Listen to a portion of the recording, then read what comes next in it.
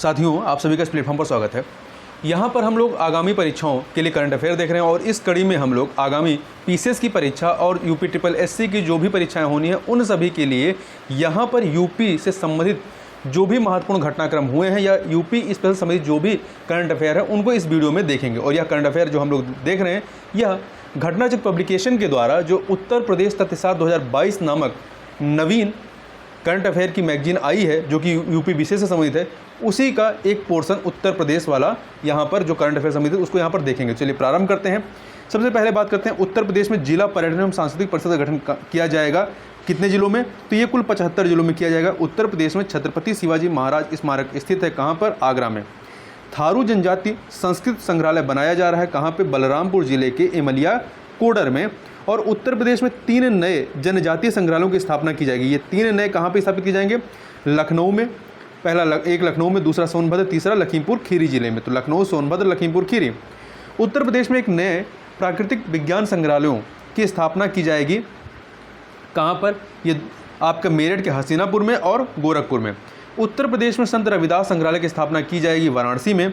उत्तर प्रदेश में बाल संग्रहालय की स्थापना की जाएगी कन्नौज में। उत्तर प्रदेश सरकार द्वारा टीबी मरीजों को प्रतिमाह पोषण भत्ता प्रदान किया जाएगा 500 रुपये। अप्रैल 2022 में मर्यादा पुरुषोत्तम श्री राम इंटरनेशनल एयरपोर्ट अयोध्या के प्रथम चरण के विकास हेतु राज्य सरकार द्वारा क्रय की गई 317.855 एकड़ भूमि हस्तांतरित की गई। किसको? भारतीय विमानपत्तन प्राधिकरण को।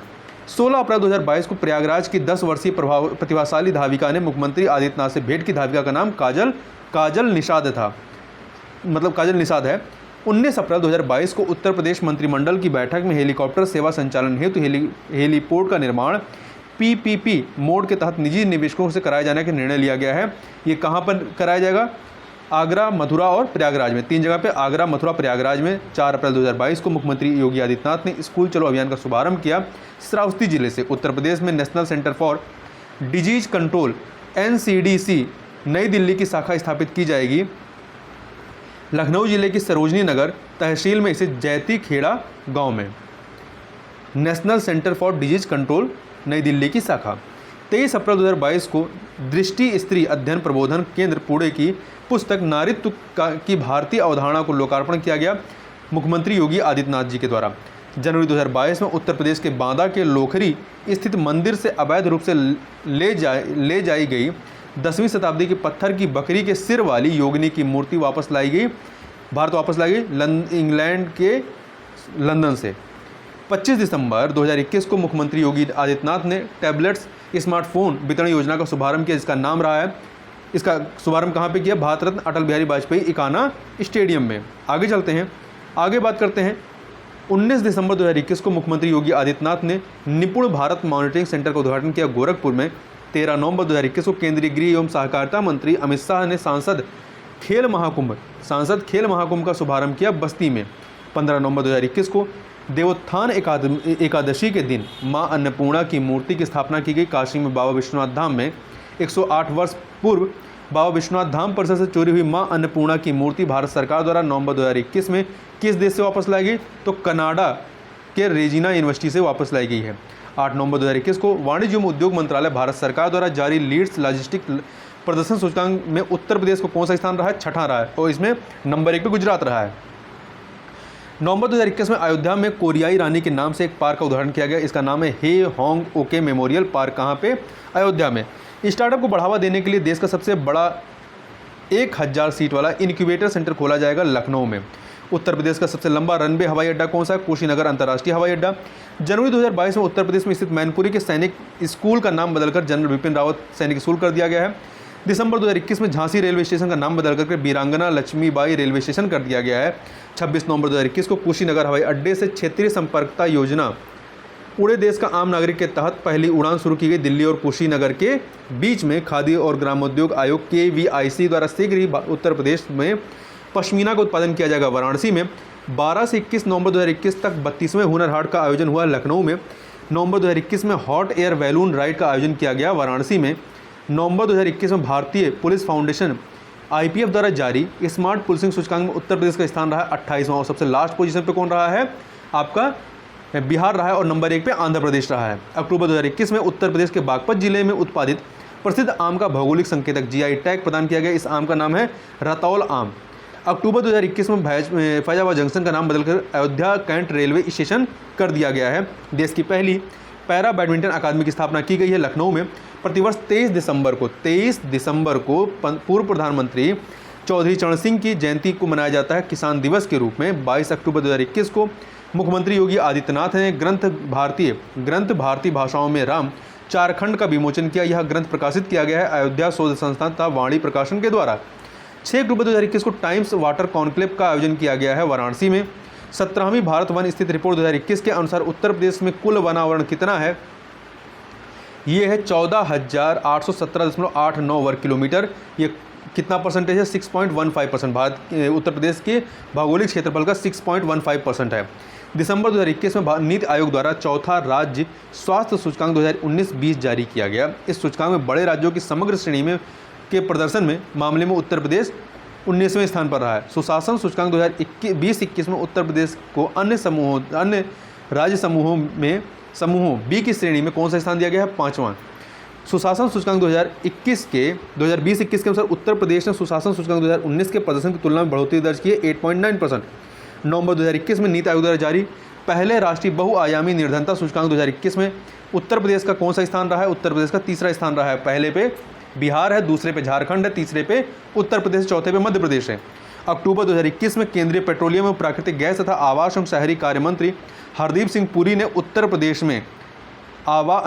प्रदेश में उज्ज्वला योजना के तहत गरीब महिलाओं को मुफ्त एलपीजी कनेक्शन वितरित किया। कहाँ पे किया है? लखनऊ के काकोरी में। तो यहाँ ध्यान रखिएगा, ये राष्ट्रीय बहुआयामी निर्धनता सूचकांक, इसमें सबसे कम निर्धन राज्यों में कौन सा है? केरल है। 1 अक्टूबर 2021 को नागरिक उड्डयन मंत्री ज्योतिरादित्य सिंधिया ने उड़ान योजना के तहत उत्तर प्रदेश में सीधी उड़ान को हरी झंडी दिखाकर रवाना किया है आगरा लखनऊ रूट पर।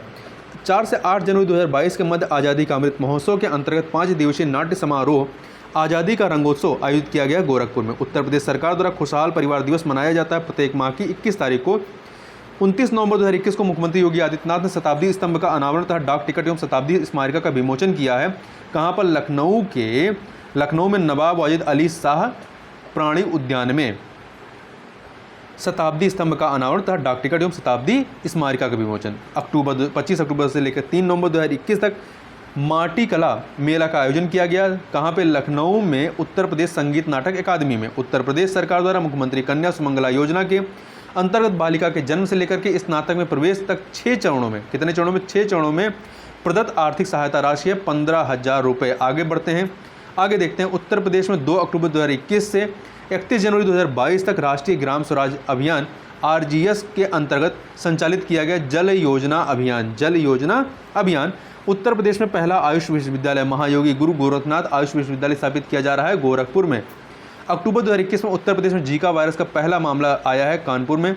27 से 29 सितंबर 2021 तक टूरिज्म कार्निवाल का आयोजन उत्तर प्रदेश में किया गया, किसके द्वारा? पर्यटन विभाग के द्वारा। नवंबर 2021 में भारत जर्मनी साझेदारी के तहत नीति आयोग द्वारा जारी SDG शहरी सूचकांक और डैशबोर्ड 2021-22 में उत्तर प्रदेश शहरों को प्राप्त स्थान में कौन सा है? तो देखिए, इसमें लखनऊ को 36वां स्थान दिया गया है, कानपुर को 38वां, गाजियाबाद को 41वां, प्रयागराज को 42वां, वाराणसी को 46वां, आगरा को 49वां और मेरठ को 55वां स्थान मिला है SDG शहरी सूचकांक और डैशबोर्ड 2021-22 में। अक्टूबर 2021 में लखनऊ निवासी नौसेना के ऑन ड्यूटी लेफ्टिनेंट कमांडर के उत्तराखंड राज्य में पर्वतारोहण अभियान में मृत्यु हो गई। इनका नाम था रजनीकांत यादव। 1 अक्टूबर 2021 को मुख्यमंत्री योगी आदित्यनाथ द्वारा विमोचित पुस्तक सावरकर एक भूले बिसरे अतीत की गूंज के लेखक कौन है? इसके लेखक है विक्रम संपत। 28 सितंबर 2021 को मुख्यमंत्री योगी आदित्यनाथ ने आंगनबाड़ी कार्यकर्तियों को स्मार्टफोन और ग्रोथ मॉनिटरिंग डिवाइस वितरित किया पोषण अभियान के अंतर्गत। पोषण अभियान 3 दिसंबर 2021 को केंद्रीय सूचना एवं प्रसारण मंत्री अनुराग सिंह ठाकुर और मुख्यमंत्री योगी आदित्यनाथ ने दूरदर्शन के भू उपकरण उपकेंद्र का लोकार्पण किया गोरखपुर में। BC सखी के माध्यम से प्रत्येक गांव में बैंकिंग सुविधाएं पहुंचाने वाला पहला राज्य कौन सा है? उत्तर प्रदेश है। 21 अगस्त 2021 को मुख्यमंत्री योगी आदित्यनाथ ने वीरांगना अवंतीबाई महिला पुलिस बटालियन के प्रांगण का शिलान्यास किया बदायूं में। उत्तर प्रदेश में 3 महिला PSC बटालियन का गठन किया जा रहा है, एक लखनऊ में, दूसरा गोरखपुर, तीसरा बदायूं में। 10 अगस्त 2021 को प्रधानमंत्री नरेंद्र मोदी ने वीडियो कॉन्फ्रेंसिंग के माध्यम से प्रधानमंत्री उज्ज्वला योजना के दूसरे चरण का शुभारंभ किया महोबा में।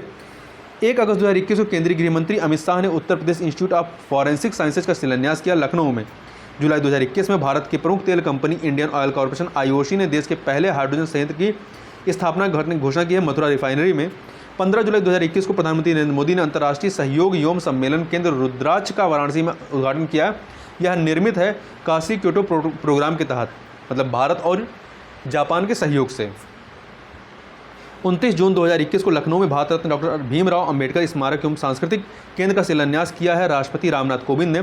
जून 2021 में उत्तर प्रदेश में प्रोजेक्ट युग परिवर्तन वैश्विक शिखर सम्मेलन 2021 विषयक वेबिनार आयोजित किया गया। Defined values consultant private limited Delhi के द्वारा उत्तर प्रदेश में राज्य संस्कृत विश्वविद्यालय के रूप में परिवर्तित किया गया भारत खंडे संगीत संस्थान लखनऊ को। ठीक है, इसे उत्तर प्रदेश में राज्य संस्कृत विश्वविद्यालय के रूप में परिवर्तित किया गया है। भातखंडे संगीत संस्थान को सरकारी स्कूलों में मूलभूत सुविधाएं उपलब्ध कराने हेतु नवनिर्वाचित ग्राम प्रधानों को जोड़ा जाएगा। ऑपरेशन कायाकल्प से मई 2021 में WHO द्वारा दक्षिण पूर्व एशिया क्षेत्र श्रेणी में इस वर्ष को नो टोबैको डे पुरस्कार प्रदान किया गया। एशिया क्षेत्र को किस श्रेणी में? उत्तर प्रदेश के स्वास्थ्य विभाग के स्टेट टोबैको कंट्रोल सेल तथा मध्य प्रदेश स्वैच्छिक स्वास्थ्य संघ को। पंडित राजन मिश्र कोविड अस्पताल स्थापित किया गया है वाराणसी में। प्रदेश में पहला ब्लैक फंगस सेंटर बनाए जाने की घोषणा की गई है। कानपुर में हैलियट हॉस्पिटल में पहला ब्लैक फंगस सेंटर। 30 अप्रैल 2021 को बागपत जिले के जोहरी गांव की अंतर्राष्ट्रीय निशानेबाज चंद्रा तोमर का निधन हो गया। वह मशहूर थी शूटर दादी और रिवाल्वर दादी के नाम से। जून 2021 में इन्हीं पर मूवी बनी थी साढ़ की आँख। जून 2021 में निशानेबाज चंद्रा तोमर के नाम पर शूटिंग रेंज का नाम रखने की घोषणा की। कौन से शूटिंग रेंज का? नोएडा में। भारत में एथेनॉल उत्पादन में वर्तमान में शीर्ष राज्य कौन सा है? उत्तर प्रदेश है। अब अन्य करंट अफेयर को देखें तो कार्यक्रम, परियोजनाएं, अभियान और समझौतों की। तो देखिए, अंतर्राष्ट्रीय पदक विजेताओं की सीधी भर्ती के संबंध में 10 मई 2022 को उत्तर प्रदेश मंत्रिमंडल ने अंतर्राष्ट्रीय खेलों में उत्तर प्रदेश के मूल निवासी पदक विजेता खिलाड़ियों को राजपत्रित पदों पर नियुक्ति हेतु उत्तर प्रदेश अंतर्राष्ट्रीय पदक विजेता सीधी भर्ती नियमावली 2022 के प्रख्यापन के प्रस्ताव को स्वीकृति प्रदान की गई है। प्रदेश में खेल संस्कृति के विकास तथा खेलों में उत्कृष्टता लाने के उद्देश्य से अंतर्राष्ट्रीय खेलों में उत्तर प्रदेश के मूल निवासी पदक विजेता खिलाड़ियों को इस नीति के अंतर्गत प्रदेश के 9 सरकारी विभागों के चिन्हित 24 राजपत्रित पदों पर सीधी भर्ती के माध्यम से नियुक्ति प्रदान किए जाने का प्रावधान है। ये 9 विभाग कौन से हैं? तो ग्राम विकास विभाग, माध्यमिक शिक्षा विभाग, बेसिक शिक्षा विभाग, गृह विभाग, पंचायती राज विभाग, युवा कल्याण विभाग, परिवहन विभाग, वन विभाग एवं राजस्व विभाग हैं, जो अब तक लोक सेवा आयोग के परिधि में थे। लोक सेवा आयोग की सहमति के उपरांत कार्मिक विभाग द्वारा उत्तर प्रदेश लोक सेवा आयोग कृत्यों का परिसीमन विनियमन 1954 में यथावश्यक संशोधन करते हुए उक्त पदों को लोक सेवा आयोग की परिधि से बाहर कर दिया गया। इससे खिलाड़ियों को प्रोत्साहन मिलेगा और प्रदेश के युवाओं में खेलों के प्रति रुझान में वृद्धि होगी। अंतर्राष्ट्रीय खेलों के तहत ओलंपिक खेलों, एशियाई खेलों, कॉमनवेल्थ खेलों, विश्व कप, विश्व चैंपियनशिप के साथ ही पैरालंपिक खेलों के प्रदेश के मूल निवासी पदक विजेता खिलाड़ियों को भी सम्मिलित किए जाने का निर्णय मंत्रिमंडल द्वारा किया गया है। भातखंडे राज्य संस्कृत विश्वविद्यालय 10 मई 2022 को उत्तर प्रदेश मंत्रिमंडल ने लखनऊ स्थित भातखंडे संगीत संस्थान डीम्ड विश्वविद्यालय को भातखंडे राज्य संस्कृत विश्वविद्यालय के रूप में परिवर्तित करने हेतु 6 जनवरी 2022 को प्रख्यापित भातखंडे राज्य संस्कृत विश्वविद्यालय अध्यादेश 2021 के प्रतिस्थापनी विधेयक के प्रारूप को अनुमोदन प्रदान किया है। उल्लेखनीय कि संस्थान का पूर्व नाम क्या था? मॉरिस कॉलेज ऑफ म्यूजिक, जिसकी स्थापना 1926 में हुई थी तथा 1966 में इसका नाम भातखंडे संगीत संस्थान रख दिया गया। वर्ष 2000 में इसे विश्वविद्यालय अनुदान आयोग UGC द्वारा डीम्ड विश्वविद्यालय का दर्जा प्रदान किया गया था। छोटे हवाई अड्डों हेतु समझौते की स्वीकृति की बात करें तो 10 मई 2022 को उत्तर प्रदेश में विकसित किए जा रहे छोटे हवाई अड्डों जैसे कि अलीगढ़, आजमगढ़, श्रावस्ती, चित्रकूट तथा म्योरपुर, जो कि सोनभद्र में है, के विकास, संचालन एवं प्रबंधन। अलीगढ़, आजमगढ़, श्रावस्ती, चित्रकूट एवं म्योरपुर, सोनभद्र के प्रबंधन हेतु भारतीय विमानपत्तन प्राधिकरण के समझौते के प्रस्ताव को राज्य मंत्रिमंडल ने द्वारा अनुमोदन प्रदान किया गया है। बुंदेलखंड एक्सप्रेस वे की बात करें तो 30 अप्रैल 2022 को उत्तर प्रदेश सरकार द्वारा की गई घोषणा के अनुसार बुंदेलखंड एक्सप्रेस वे का उद्घाटन जून 2022 में किया जाएगा। इस एक्सप्रेस वे की कुल लंबाई 296.07 किलोमीटर है। इसका प्रारंभ स्थान चित्रकूट के भरतकूप के निकट एवं समाप्ति इसकी कहाँ पे है? इटावा के कुदरैल ग्राम के निकट। ठीक है, प्रारंभ होता है चित्रकूट के भरतकूप से और इटावा के कुदरैल में समाप्त होता है। इसमें शामिल जिले हैं चित्रकूट, बांदा, हमीरपुर, महोबा, जालौन, औरैया, इटावा। चित्रकूट, बांदा, हमीरपुर, महोबा, जालौन, औरैया, इटावा कुल 7 जिलों से होकर गुजर रहा है। एक्सप्रेस वे के रखरखाव पर पड़ने वाली प्रमुख नदियों के संरेखण पर पड़ने वाली प्रमुख नदियों में बागेन, केन, श्याम, चंदावल, बिरमा, यमुना, बेतवा एवं सिंगर शामिल हैं। इसके निर्माण से बुंदेलखंड क्षेत्र आगरा लखनऊ एक्सप्रेसवे एवं यमुना एक्सप्रेसवे के माध्यम से त्वरित एवं सुगम यातायात के कॉरिडोर से जुड़ जाएगा। अयोध्या रिपोर्ट की बात करें तो 7 अप्रैल 2022 में उत्तर प्रदेश सरकार द्वारा और भारतीय विमानपत्तन प्राधिकरण के मध्य भूमि लीज एग्रीमेंट पर हस्ताक्षर हुए। इस हवाई अड्डे का आधिकारिक नाम वर्ष 2021 में मर्यादा पुरुषोत्तम श्री राम अंतर्राष्ट्रीय हवाई अड्डा रख दिया गया है। ऑपरेशन कायाकल्प के बारे में बात करें तो अप्रैल 2022 में की गई घोषणा अनुसार ऑपरेशन कायाकल्प के तहत राज्य में लगभग 30,000 माध्यमिक विद्यालय, स्मार्ट कक्षाओं, खेलों के मैदान, उचित शौचालयों, पुस्तकालयों, कंप्यूटर प्रयोगशालाओं, कला कक्षों एवं अन्य आधुनिक सुविधाओं से सुसज्जित किए जाएंगे। ध्यातव्य है कि उत्तर प्रदेश सरकार द्वारा ऑपरेशन कायाकल्प की शुरुआत वर्ष 2019 में प्रारंभ की गई। ध्यान रखिएगा, ऑपरेशन कायाकल्प 2019 में प्रारंभ हुई उत्तर प्रदेश सरकार के द्वारा। ये शिक्षा से संबंधित है। आगे चलते हैं 12-14 आयु के बच्चों का कोविड टीकाकरण के बारे में। तो 16 मार्च 2022 को मुख्यमंत्री योगी आदित्यनाथ ने प्रदेश में 12 से 14 आयु वर्ग के बच्चों के कोविड टीकाकरण अभियान का शुभारंभ किया डॉक्टर श्यामा प्रसाद मुखर्जी सिविल अस्पताल में। इस टीकाकरण अभियान के तहत बच्चों को बायोलॉजिकल ई कंपनी के कॉर्बेवैक्स टीके की 2 खुराकें 28 दिनों के अंतराल पर दी जा रही हैं। इससे प्रदेश में 12-14 आयु वर्ग के सभी बच्चे 84.64 लाख बच्चे लाभान्वित होंगे। किशोर बच्चों का कोविड टीकाकरण की बात करें तो 3 जनवरी 2022 को मुख्यमंत्री योगी आदित्यनाथ ने प्रदेश में 15 से 18, अभी तक 12 से 14 की बात किए थे, अब ये 15 से 18 वर्ष के किशोर बच्चों के लिए कोविड टीकाकरण अभियान का शुभारंभ किया गया है। और इनकी संख्या कितनी है? 1,40,00,000 है प्रदेश में। इसे देखिए 15 से 18 वर्ष के किशोर बच्चों के लिए भारत बायोटेक का कोवैक्सीन टीका ही प्रयुक्त किया जा रहा है, जिसकी 2 खुराकें 28 दिनों के अंतराल पर दी जा रही है। तो यहाँ ध्यान रखिएगा कि जो 12 से 14 साल के बच्चे हैं इनके लिए कौन सा है? कोर्बेवैक्स है। ये बायोलॉजिकल ई कंपनी का है, ठीक है। जबकि 15 से 18 साल के बच्चों के लिए कोवैक्सीन ही दी जा रही है। मेजर ध्यानचंद क्रीड़ा विश्वविद्यालय की बात करें तो 2 जनवरी 2022 को प्रधानमंत्री नरेंद्र मोदी ने मेरठ जिले के सरधना में मेजर ध्यानचंद क्रीड़ा विश्वविद्यालय की आधारशिला रखी गई है। 700 करोड़ रुपए की अनुमानित लागत राशि से इस खेल विश्वविद्यालय का निर्माण 91.38 एकड़ क्षेत्र में किया जाएगा। आगे चलते हैं ब्रज का 84 कोशी परिक्रमा मार्ग के संबंध में। 7 जनवरी 2022 को केंद्रीय मंत्री नितिन गडकरी ने ब्रज के 84 कोशी परिक्रमा मार्ग के विकास की घोषणा की है। इस मार्ग को नए राष्ट्रीय राजमार्ग के रूप में घोषित किया जाएगा और भारतमाला परियोजना चरण 2 में शामिल किया जाएगा। यह मार्ग अयोध्या के 84 कोशी परिक्रमा मार्ग के तर्ज पर बनाया जाएगा और इसे आसपास के सभी प्रमुख तीर्थ स्थलों से जोड़ा जाएगा। यह मार्ग मथुरा के अलावा राजस्थान, हरियाणा के सीमावर्ती क्षेत्रों से होकर गुजरेगा। आगे चलते हैं वाराणसी में विभिन्न परियोजनाओं का शिलान्यास और उद्घाटन।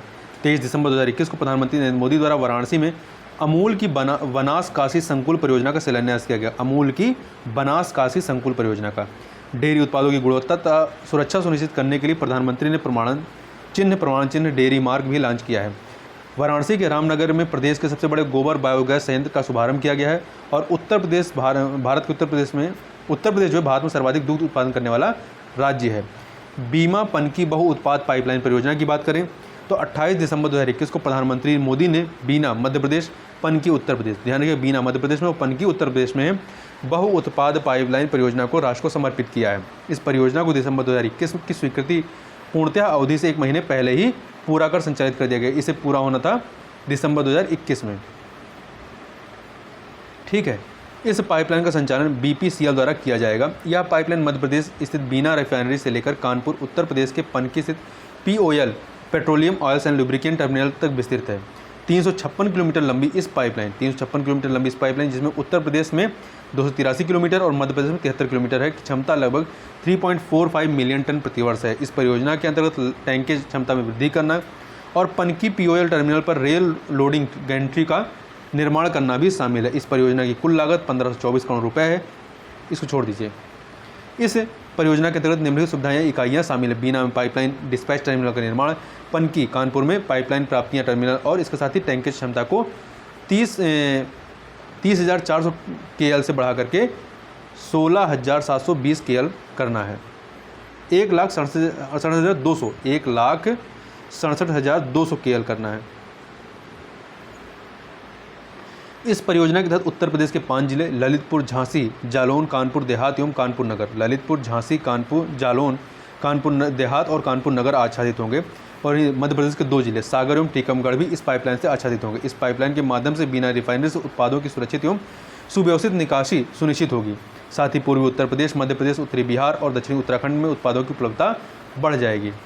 इस पाइपलाइन से बीना से पनकी तक उत्पादों की ढुलाई में कार्बन उत्सर्जन में लगभग 68% की कटौती होगी। आगे चलते हैं रक्षा प्रौद्योगिकी और परीक्षण केंद्र तथा ब्रह्मोस में विनिर्माण केंद्र की आधारशिला के बारे में। तो 26 दिसंबर 2021 को रक्षा मंत्री राजनाथ सिंह ने लखनऊ में DRDO के रक्षा प्रौद्योगिकी और परीक्षण केंद्र और ब्रह्मोस विनिर्माण केंद्र की आधारशिला रखी। कहाँ पे? लखनऊ में।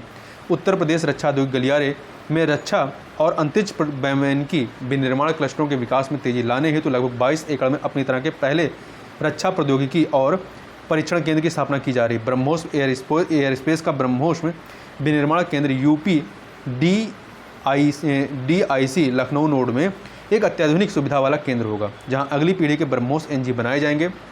यह केंद्र जो है अगले 2 से 3 वर्षों में बन जाएगा। इस केंद्र में प्रतिवर्ष 80 से 100 ब्रह्मोस NG मिसाइलें बनाई जाएंगी। कानपुर मेट्रो रेल का शुभारंभ। तो 28 दिसंबर 2021 को प्रधानमंत्री नरेंद्र मोदी ने कानपुर मेट्रो के प्रथम गलियारे के प्राथमिक खंड का उद्घाटन किया। ये जो है ये खंड IIT कानपुर से मोती झील तक मेट्रो रेल का परिचालन किया जाएगा। इस खंड की लंबाई 9 किलोमीटर है, जिसमें 9 मेट्रो स्टेशन है। कानपुर मेट्रो रेल परियोजना की कुल लंबाई 32.4 किलोमीटर है, जिसमें 13 किलोमीटर लंबा रास्ता भूमिगत होगा। ठीक है। इस परियोजना के 2 गलियारे हैं। प्रथम गलियारा IIT कानपुर से नौबस्ता तक, दूसरा चंद्रशेखर आज़ाद कृषि विश्वविद्यालय से बर्रा 8 तक। परियोजना के पूर्ण होने की समय सीमा कितनी? 2024 तक 5 वर्ष में पूर्ण होना है। और Uttar Pradesh metro rail corporation limited इस परियोजना के लिए नोडल एजेंसी है। प्राथमिक खंड IIT कानपुर से मोती झील के सभी 9 मेट्रो स्टेशन को हरित भवन परिषद ग्रीन बिल्डिंग काउंसिल की प्लेटिनम रेटिंग से प्रमाणित किया गया है।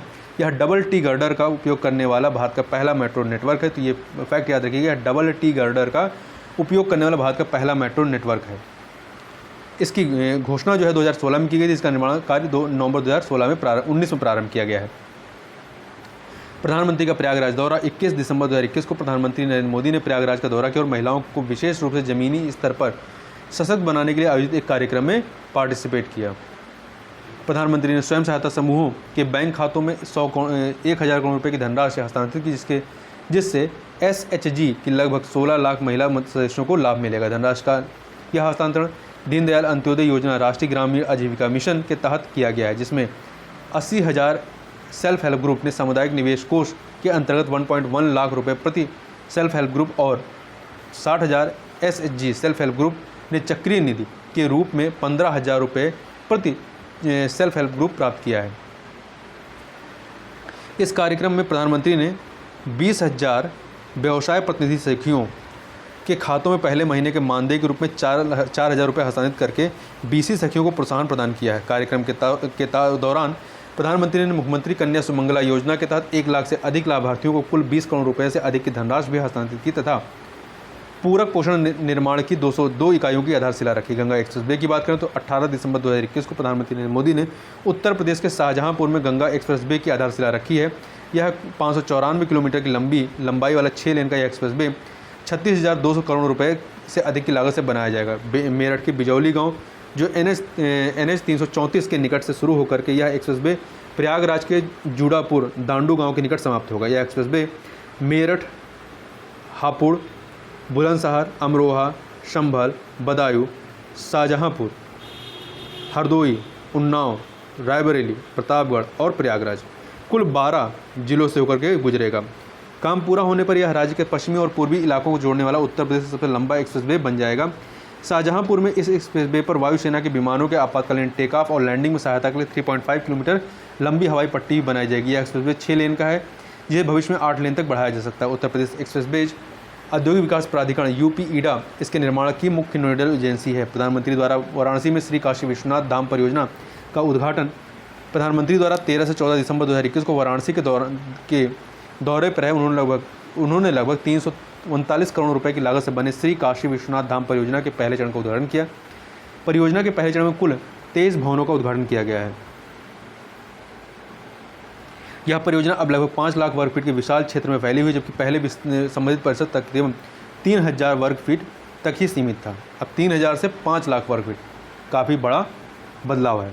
सरयू नहर राष्ट्रीय परियोजना के बारे में बात करें तो 11 दिसंबर 2021 को प्रधानमंत्री नरेंद्र मोदी ने बलरामपुर उत्तर प्रदेश के बलरामपुर में सरयू नहर राष्ट्रीय परियोजना का उद्घाटन किया। वर्ष 1978 में इस परियोजना पर काम शुरू हो गया था, लेकिन बजटीय समर्थन की निरंतरता, अंतर विभागीय समन्वय और समुचित निगरानी के अभाव में परियोजना टलती गई तथा लगभग 4 दशक बीत जाने के बाद भी इसे पूरा नहीं किया जा सका। वर्ष 2012 में इसे राष्ट्रीय परियोजना घोषित किया गया। वर्ष 2016 में इस परियोजना को प्रधानमंत्री कृषि सिंचाई योजना में शामिल किया गया और इसे समयबद्ध तरीके से पूरा करने का लक्ष्य निर्धारित किया गया। सरयू नहर राष्ट्रीय परियोजना के निर्माण की कुल लागत 9,802.68 करोड़ रुपए से अधिक है। देखिए, इस परियोजना में 5 नदियों घाघरा, सरयू, राप्ती, बाणगंगा और रोहिणी, घाघरा, सरयू, राप्ती, बाणगंगा और रोहिणी को आपस में जोड़ने का भी प्रावधान किया गया ताकि क्षेत्र के लिए जल संसाधन का समुचित उपयोग सुनिश्चित हो सके। इससे पूर्वी उत्तर प्रदेश के 9 जिलों बहराइच, श्रावस्ती, बलरामपुर, गोंडा, सिद्धार्थनगर, बस्ती, संत कबीर नगर, गोरखपुर और महाराजगंज को लाभ मिलेगा। आगे बात करते हैं प्रदेश के 6 शहरों में लाइट मेट्रो रेल सेवा के बारे में। तो देखिए, उत्तर प्रदेश के 6 शहरों वाराणसी, मेरठ, गोरखपुर, बरेली, झांसी और प्रयागराज में लाइट मेट्रो रेल सेवा शुरू की जाने की योजना है। तो ये किन 6 शहरों में? तो ये 6 शहर बहुत ही महत्वपूर्ण हैं, इन्हें आप जरूर याद रखिएगा। वाराणसी, मेरठ, गोरखपुर, बरेली, झांसी और प्रयागराज। 1 दिसंबर 2021 को मुख्यमंत्री योगी आदित्यनाथ ने पब्लिक इन्वेस्टमेंट बोर्ड की बैठक में Gorakhpur light metro rail project के चरण 1 का अनुमोदन किया। गोरखपुर में मेट्रो ट्रेन का 2 रूट पर संचालन प्रस्तावित है। मुख्यमंत्री ने 6 माह के भीतर गोरखपुर लाइट मेट्रो परियोजना का काम शुरू करने का निर्देश दिया है। वर्तमान में उत्तर प्रदेश में नोएडा मेट्रो रेल कॉरपोरेशन के तहत गौतम बुद्ध नगर के नोएडा एवं ग्रेटर नोएडा में तथा Uttar Pradesh metro rail corporation के तहत लखनऊ और कानपुर में मेट्रो रेल सेवाएं संचालित हैं। साथ ही गाजियाबाद में भी दिल्ली मेट्रो रेल नेटवर्क में शामिल है। मेट्रो सेवा लखनऊ में 5 सितंबर 2017 से तथा कानपुर में 28 दिसंबर 2021 से प्रारंभ हुई है। इसके अतिरिक्त वर्तमान में आगरा में मेट्रो रेल की कार्य प्रगति पर है। केन बेतवा नदियों को आपस में जोड़ने की परियोजना की मंजूरी। तो 8 दिसंबर 2021 को केंद्रीय मंत्रिमंडल ने केन बेतवा नदी को आपस में जोड़ने की परियोजना हेतु वित्त पोषण तथा क्रियान्वयन को मंजूरी प्रदान की। इस परियोजना की कुल अनुमानित लागत राशि 44,605 करोड़ रुपए है, जो 2020-21 की कीमतों पर आधारित है। केंद्रीय मंत्रिमंडल द्वारा परियोजना हेतु केंद्रीय समर्थन के रूप में 39,317 करोड़ रुपए, सहायक अनुदान के रूप में 36,290 करोड़ रुपए और ऋण के रूप में 3,027 करोड़ रुपए की धनराशि मंजूर की गई। यह परियोजना भारत में नदियों को आपस में जोड़ने की अन्य परियोजनाओं का भी मार्ग प्रशस्त करेगी। इस परियोजना के तहत केन का पानी बेतवा नदी में भेजा जाएगा। इस परियोजना से 10.62 लाख हेक्टेयर रकबे की वार्षिक सिंचाई हो सकेगी तथा बिजली उत्पादन भी हो सकेगा। परियोजना को उत्कृष्ट प्रौद्योगिकी के साथ 8 वर्षों में क्रियान्वित किया जाना प्रस्तावित है। यह परियोजना मध्य प्रदेश और उत्तर प्रदेश में फैले बुंदेलखंड क्षेत्र के लिए लाभप्रद होगी, जो पानी की कमी का सामना कर रहे हैं। इस परियोजना से मध्य प्रदेश के पन्ना, टीकमगढ़, छतरपुर, सागर, दामोह, दतिया, विदिशा, शिवपुरी और रायसेन तथा उत्तर प्रदेश के बांदा, महोबा, झांसी और ललितपुर जिले अत्यधिक लाभान्वित होंगे। देखिए, उल्लेखनीय कि 22 मार्च 2021 को देश में नदियों को आपस में जोड़ने की पहली प्रमुख केंद्रीय परियोजना का क्रियान्वित करने हेतु केंद्रीय जल शक्ति मंत्री तथा मध्य प्रदेश और उत्तर प्रदेश के मुख्यमंत्रियों के बीच एक ऐतिहासिक समझौता हस्ताक्षरित हुआ था। आत्मनिर्भर कृषक समन्वित विकास योजना के बारे में बात करें तो 3 दिसंबर 2021 को उत्तर प्रदेश मंत्रिपरिषद ने चालू वित्तीय वर्ष 2021-22 में से उत्तर प्रदेश में आत्मनिर्भर कृषक समन्वित विकास योजना लागू किए जाने को स्वीकृति प्रदान कर दी है। इस योजना के अंतर्गत कृषि एवं किसान कल्याण मंत्रालय भारत सरकार के मानक के अनुसार प्रदेश के प्रत्येक विकास खंड में आगामी 3 वर्षों में कुल 1475 कृषक उत्पादन संगठनों का गठन राष्ट्रीय बजट में किया जाएगा। भारत सरकार द्वारा उक्त योजना के अंतर्गत 3% वार्षिक उपादान 7 वर्ष की अवधि हेतु प्रदान करने के साथ साथ 2 करोड़ रुपए तक के बैंक ऋण की गारंटी की सुविधा प्रदान की जाती है। प्रयागराज में राष्ट्रीय विधि विश्वविद्यालय की स्थापना 11 सितंबर 2021 को राष्ट्रपति रामनाथ कोविंद ने प्रयागराज में प्रस्तावित उत्तर प्रदेश राष्ट्रीय विधि विश्वविद्यालय का शिलान्यास किया। 25 एकड़ भूमि पर स्थापित किए जा रहे इस विधि विश्वविद्यालय के कुलाधिपति इलाहाबाद उच्च न्यायालय के मुख्य न्यायाधीश होंगे। कौन होंगे? इलाहाबाद उच्च न्यायालय के मुख्य न्यायाधीश होंगे। योगी आदित्यनाथ ने इस विश्वविद्यालय का नाम भारत के प्रथम प्रधानमंत्री डॉक्टर राजेंद्र प्रसाद के नाम पर रखे जाने की घोषणा की है। आगरा और प्रयागराज में औद्योगिक क्लस्टर 1 अगस्त 2021 को केंद्र सरकार ने आगरा एवं प्रयागराज में 2 औद्योगिक विनिर्माण क्लस्टर विकसित करने की अनुमति प्रदान की। तो ध्यान रखिए कहाँ पर? आगरा एवं प्रयागराज में। ध्यातव्य है कि मुख्यमंत्री योगी आदित्यनाथ ने केंद्र सरकार से अमृतसर कोलकाता औद्योगिक गलियारे में 2 एकीकृत विनिर्माण क्लस्टर के विकास को अनुमति देने का आग्रह किया था। उत्तर प्रदेश राज्य औद्योगिक विकास प्राधिकरण प्रयागराज में सरस्वती हाईटेक सिटी के पास और आगरा में एक्सप्रेस वे के पास इन एकीकृत विनिर्माण क्लस्टरों को विकसित करेगा। राजा महेंद्र प्रताप सिंह राज्य विश्वविद्यालय 14 सितंबर 2021 को प्रधानमंत्री नरेंद्र मोदी ने अलीगढ़ में राजा महेंद्र प्रताप सिंह राज्य विश्वविद्यालय का शिलान्यास किया। यह विश्वविद्यालय राज्य सरकार द्वारा महान सेनानी, शिक्षाविद और समाज सुधारक राजा महेंद्र प्रताप सिंह के सम्मान में स्थापित किया जा रहा है। यह राजा महेंद्र प्रताप सिंह पश्चिमी उत्तर प्रदेश के हाथरस जिले की मुरशांज रियासत के जाट शासक थे। इस विश्वविद्यालय की स्थापना अलीगढ़ की कोल तहसील के गांव लोढ़ा और गांव मुशेपुर करीम जरौली में 92 एकड़ से अधिक जमीन पर की जाएगी। इस विश्वविद्यालय से अलीगढ़ प्रखंड के 395 कॉलेज संबंध हो गए। उत्तर प्रदेश का प्रथम आयुष विश्वविद्यालय 28 अगस्त 2021 को रामनाथ कोविंद ने प्रदेश के गोरखपुर जिले में महायोगी गुरु गोरखनाथ आयुष विश्वविद्यालय की आधारशिला रखी। इस विश्वविद्यालय की स्थापना का उद्देश्य भारतीय आयुर्वेद, योग, प्राकृतिक चिकित्सा, यूनानी सिद्धा और होम्योपैथी में अध्यापन तथा अनुसंधान करना है। इस विश्वविद्यालय को मार्च 2023 तक संचालित करने की योजना है। इसी दिन राष्ट्रपति ने गोरखपुर में महायोगी गोरखनाथ विश्वविद्यालय का उद्घाटन किया। यह विश्वविद्यालय गुरु श्री गोरखनाथ चिकित्सा समिति गोरखनाथ द्वारा संचालित है। आगे चलते हैं। महोबा उत्तर प्रदेश में विभिन्न परियोजनाएं राष्ट्र को समर्पित की गई। 19 नवंबर 2021 को प्रधानमंत्री नरेंद्र मोदी ने महोबा में जल संकट समाधान के लिए विभिन्न परियोजनाओं का उद्घाटन किया गया और इन परियोजनाओं को राष्ट्र को समर्पित किया गया। इन परियोजनाओं में अर्जुन सहायक परियोजना, रतौली बियर परियोजना, भावोनी बांध परियोजना और मझगांव चिल्ली स्प्रिंकलर परियोजना शामिल है। इस परियोजनाओं की कुल लागत राशि 3,250 करोड़ रुपये है से अधिक है। इन परियोजनाओं से महोबा, हमीरपुर, बांदा और ललितपुर की लगभग 65,000 हेक्टेयर भूमि सिंचित हो जाएगी। साथ ही इन परियोजनाओं से पेयजल की आपूर्ति भी होगी। अटल एकता पार्क के बारे में बात करें तो प्रधानमंत्री ने 19 नवंबर 2021 को झांसी में अटल एकता पार्क का उद्घाटन किया। तो कहाँ किया गया है अटल एकता पार्क का उद्घाटन?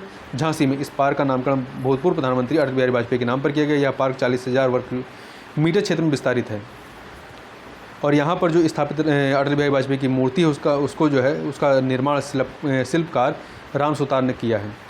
उत्तर प्रदेश अधिवक्ता कल्याण निधि अधिनियम 1974 में संशोधन। तो इसमें दिसंबर 2021 में अधिसूचित उत्तर प्रदेश अधिवक्ता कल्याण निधि अधिनियम के तहत संशोधन अधिनियम के तहत किसी अधिवक्ता की मृत्यु की दशा में 25,000 से लेकर 1.5 लाख वार्षिक पेंशन तथा 30 वर्ष से अधिक की सदस्यता वाले अधिकतम अधिवक्ता की मृत्यु पर एकमुश्त 5 लाख भुगतान का प्रावधान किया गया है। वर्ष 1970 में पूर्वी पाकिस्तान से आए हिंदू बंगाली परिवारों के पुनर्वास योजना स्वीकृत हुई है। 10 नवंबर 2021 को उत्तर प्रदेश मंत्रिपरिषद ने वर्ष 1970 में पूर्वी पाकिस्तान से विस्थापित 63 हिंदू बंगाली परिवारों के लिए ग्राम भसैया तहसील रसूलाबाद जनपद कानपुर देहात और पुनर्वास विभाग के नाम उपलब्ध 121.41 हेक्टेयर भूमि पर प्रस्तावित पुनर्वास योजना को स्वीकृति प्रदान की है। इसके तहत कृषि कार्य हेतु प्रति परिवार भूमि आवंटन 2 एकड़ है। आवास हेतु भूमि प्रति परिवार 200 वर्ग मीटर है।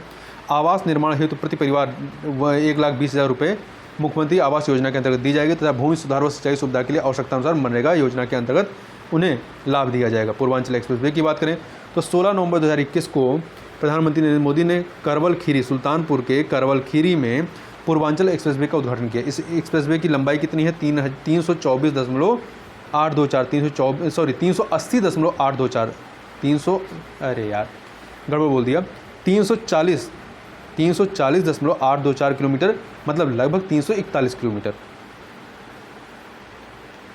यह एक्सप्रेसवे लखनऊ जिले में लखनऊ सुल्तानपुर रोड NH 731 स्थित चांदसराय गांव से प्रारंभ होता है और गाजीपुर जिले में स्थित हैदरिया गांव में समाप्त होता है। स्पष्ट है कि यह एक्सप्रेसवे लखनऊ जनपद को गाजीपुर से जोड़ता है।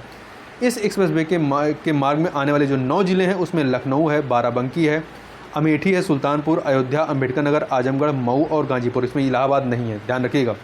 तो 9 जिले कौन से हैं? लखनऊ, बाराबंकी, अमेठी, सुल्तानपुर, अयोध्या, अम्बेडकर नगर, आजमगढ़, मऊ और गाजीपुर। ना ही इसमें गोरखपुर है। यह एक 6 लेन एक्सप्रेसवे है जिसे भविष्य में 8 लेन किया जा सकता है। इस एक्सप्रेसवे पर सुल्तानपुर के कूरेभार गांव के निकट 3.2 किलोमीटर लंबी एक हवाई पट्टी का निर्माण किया गया है। देखिए, पूर्वांचल एक्सप्रेसवे के माध्यम से राज्य का पूर्वी क्षेत्र न केवल लखनऊ से बल्कि राष्ट्रीय राजधानी क्षेत्र से भी आगरा लखनऊ एक्सप्रेसवे और यमुना एक्सप्रेसवे के माध्यम से भी जुड़ जाएगा।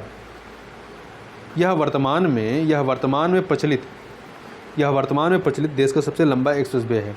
ध्यातव्य कि वर्ष 2018 में प्रधानमंत्री नरेंद्र मोदी ने आजमगढ़ में स्थित मंदुरी से इस एक्सप्रेसवे की आधारशिला रखी थी। आगे बात करते हैं आयुष्मान भारत स्वास्थ्य अवसंरचना मिशन के बारे में। तो 25 अक्टूबर 2021 को प्रधानमंत्री ने वाराणसी उत्तर प्रदेश में आयुष्मान भारत स्वास्थ्य अवसंरचना मिशन का शुभारंभ किया। कहाँ से? बनारस से। यह योजना राष्ट्रीय स्वास्थ्य मिशन के अतिरिक्त है, मतलब राष्ट्रीय स्वास्थ्य मिशन जो चल रहा है उसके अतिरिक्त यह राष्ट्रीय भारत स्वास्थ्य अवसंरचना मिशन प्रारंभ किया गया है। आयुष्मान भारत स्वास्थ्य और सुरक्षा मिशन का उद्देश्य शहरी और ग्रामीण दोनों क्षेत्रों में विशेषकर क्रिटिक केयर सुविधाओं तथा प्राथमिक देखभाल संबंधी सार्वजनिक स्वास्थ्य अवसंरचना में मौजूदा कमियों को दूर करना है। यह योजना विशेष रूप से चिन्हित 10 राज्यों के 17,788 ग्रामीण स्वास्थ्य और कल्याण केंद्रों को समर्थन प्रदान करेगी। इसके अतिरिक्त सभी राज्यों में 11,024 शहरी स्वास्थ्य और कल्याण केंद्रों की स्थापना की जाएगी।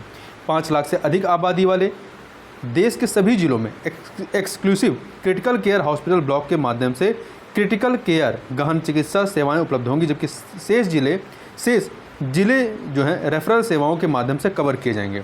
देश भर में प्रयोगशालाओं के नेटवर्क के माध्यम से लोगों को सार्वजनिक स्वास्थ्य देखभाल प्रणाली में नैदानिक सेवाओं की एक पूरी श्रृंखला की सुविधा प्रदान की जाएगी प्रदत्त होगी।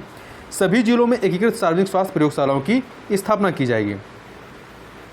इस मिशन के तहत national institute of one health 4 नए राष्ट्रीय विषाणु विज्ञान संस्थान, WHO दक्षिण पूर्व एशिया क्षेत्र के लिए एक क्षेत्रीय अनुसंधान प्लेटफॉर्म, 9 जैव सुरक्षा स्तर 3 प्रयोगशालाएं तथा देश के विभिन्न क्षेत्रों में 5 नए राष्ट्रीय रोग नियंत्रण केंद्र स्थापित किए जाएंगे। इस मिशन का लक्ष्य ब्लॉक, जिला, क्षेत्रीय और मेट्रोपॉलिटन क्षेत्रों में राष्ट्रीय स्तर पर निगरानी प्रयोगशालाओं का एक नेटवर्क विकसित करके एक IIT सक्षम रोग निगरानी प्रणाली का निर्माण करना है। उत्तर प्रदेश में राष्ट्रव्यापी नदी तटीय कार्यक्रम का शुभारंभ 8 अक्टूबर 2021 को केंद्रीय मत्स्य पालन, पशुपालन एवं डेयरी मंत्री पुरुषोत्तम रूपाला ने उत्तर प्रदेश के हापुड़ के गढ़मुक्तेश्वर के ब्रिज घाट में नदी तटीय कार्यक्रम का शुभारंभ किया। इसका जो शॉर्ट में नाम है PMSASY योजना के अंतर्गत विविध गतिविधियों के रूप में नदी तटीय कार्यक्रम की शुरुआत भूमि और जल के विस्तार, गहनता, विविधता और उत्पादक उपयोग के माध्यम से मछली उत्पादन और उत्पादकता को बढ़ाने हेतु की गई है। नदी तटीय कार्यक्रम को लागू करने हेतु राष्ट्रीय मत्स्य विकास बोर्ड हैदराबाद, ध्यान रखिएगा राष्ट्रीय मत्स्य विकास बोर्ड कहाँ पे, हैदराबाद में, को PMSY को के केंद्रीय क्षेत्र घटक के अंतर्गत नोडल एजेंसी के रूप में नामित किया गया है। यूपीडा और BDL के मध्य समझौता 5 अगस्त 2021 को यूपीडा और भारत डायनेमिक्स लिमिटेड BDL के बीच उत्तर प्रदेश रक्षा उद्योग गलियारे के झांसी नोड के लिए 400 करोड़ रुपए के निवेश के संबंध में एक समझौता ज्ञापन हस्ताक्षरित हुआ। इस समझौता ज्ञापन के अंतर्गत उत्तर प्रदेश रक्षा उद्योग गलियारे में झांसी में प्रथम चरण के तहत 250 हेक्टेयर भूमि पर 400 करोड़ रुपए के निवेश से एक विनिर्माण इकाई की स्थापना की जाएगी। BDL की इस विनिर्माण इकाई का संचालन वर्ष 2023 से प्रारंभ होगा। BDL भारत सरकार की अर्थात भारत डायनेमिक्स लिमिटेड भारत सरकार के रक्षा मंत्रालय के तहत मिनी रत्न श्रेणी 1 का सार्वजनिक क्षेत्र उपक्रम, जिसका मुख्यालय हैदराबाद में स्थित है। यह मिसाइलों एवं अंडर वाटर वेपन्स का विनिर्माता देश का एकमात्र रक्षा क्षेत्र का सार्वजनिक उपक्रम है।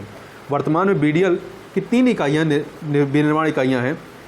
तेलंगाना और 2 तेलंगाना में, 1 आंध्र प्रदेश में स्थापित है तथा एक विनिर्माण इकाइयाँ महाराष्ट्र के अमरावती और तेलंगाना के इब्राहिमपट्टनम में स्थापित की जा रही हैं। झांसी में स्थापित होने वाली इसकी 6ठी विनिर्माण इकाई होगी। आगे चलते हैं पोषण संवर्धन की ओर एक कदम अभियान।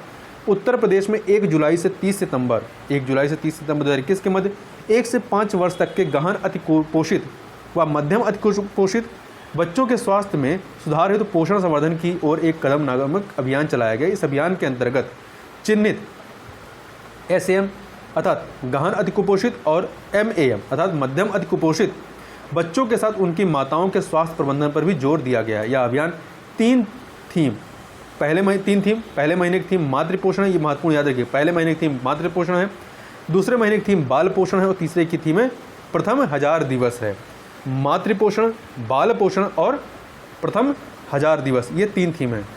रशियन बांध परियोजना की बात करें, रशियन बांध परियोजना 10 मार्च 2021 को मुख्यमंत्री योगी आदित्यनाथ ने चित्रकूट जनपद में बाणगंगा नदी पर निर्मित रशियन बांध परियोजना को लोकार्पण किया। ध्यान रखिएगा चित्रकूट में है और बाणगंगा नदी पर स्थित है। ये वर्ष 2002-3 से प्रारंभ रशियन बांध परियोजना सरकारों की उपेक्षाओं के चलते वर्ष 2019-20 में पूरी हुई।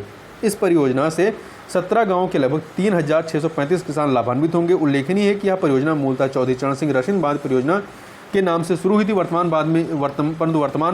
में बांध पर नदी बोर्ड में इसका नाम रशियन बांध परियोजना रह गया है।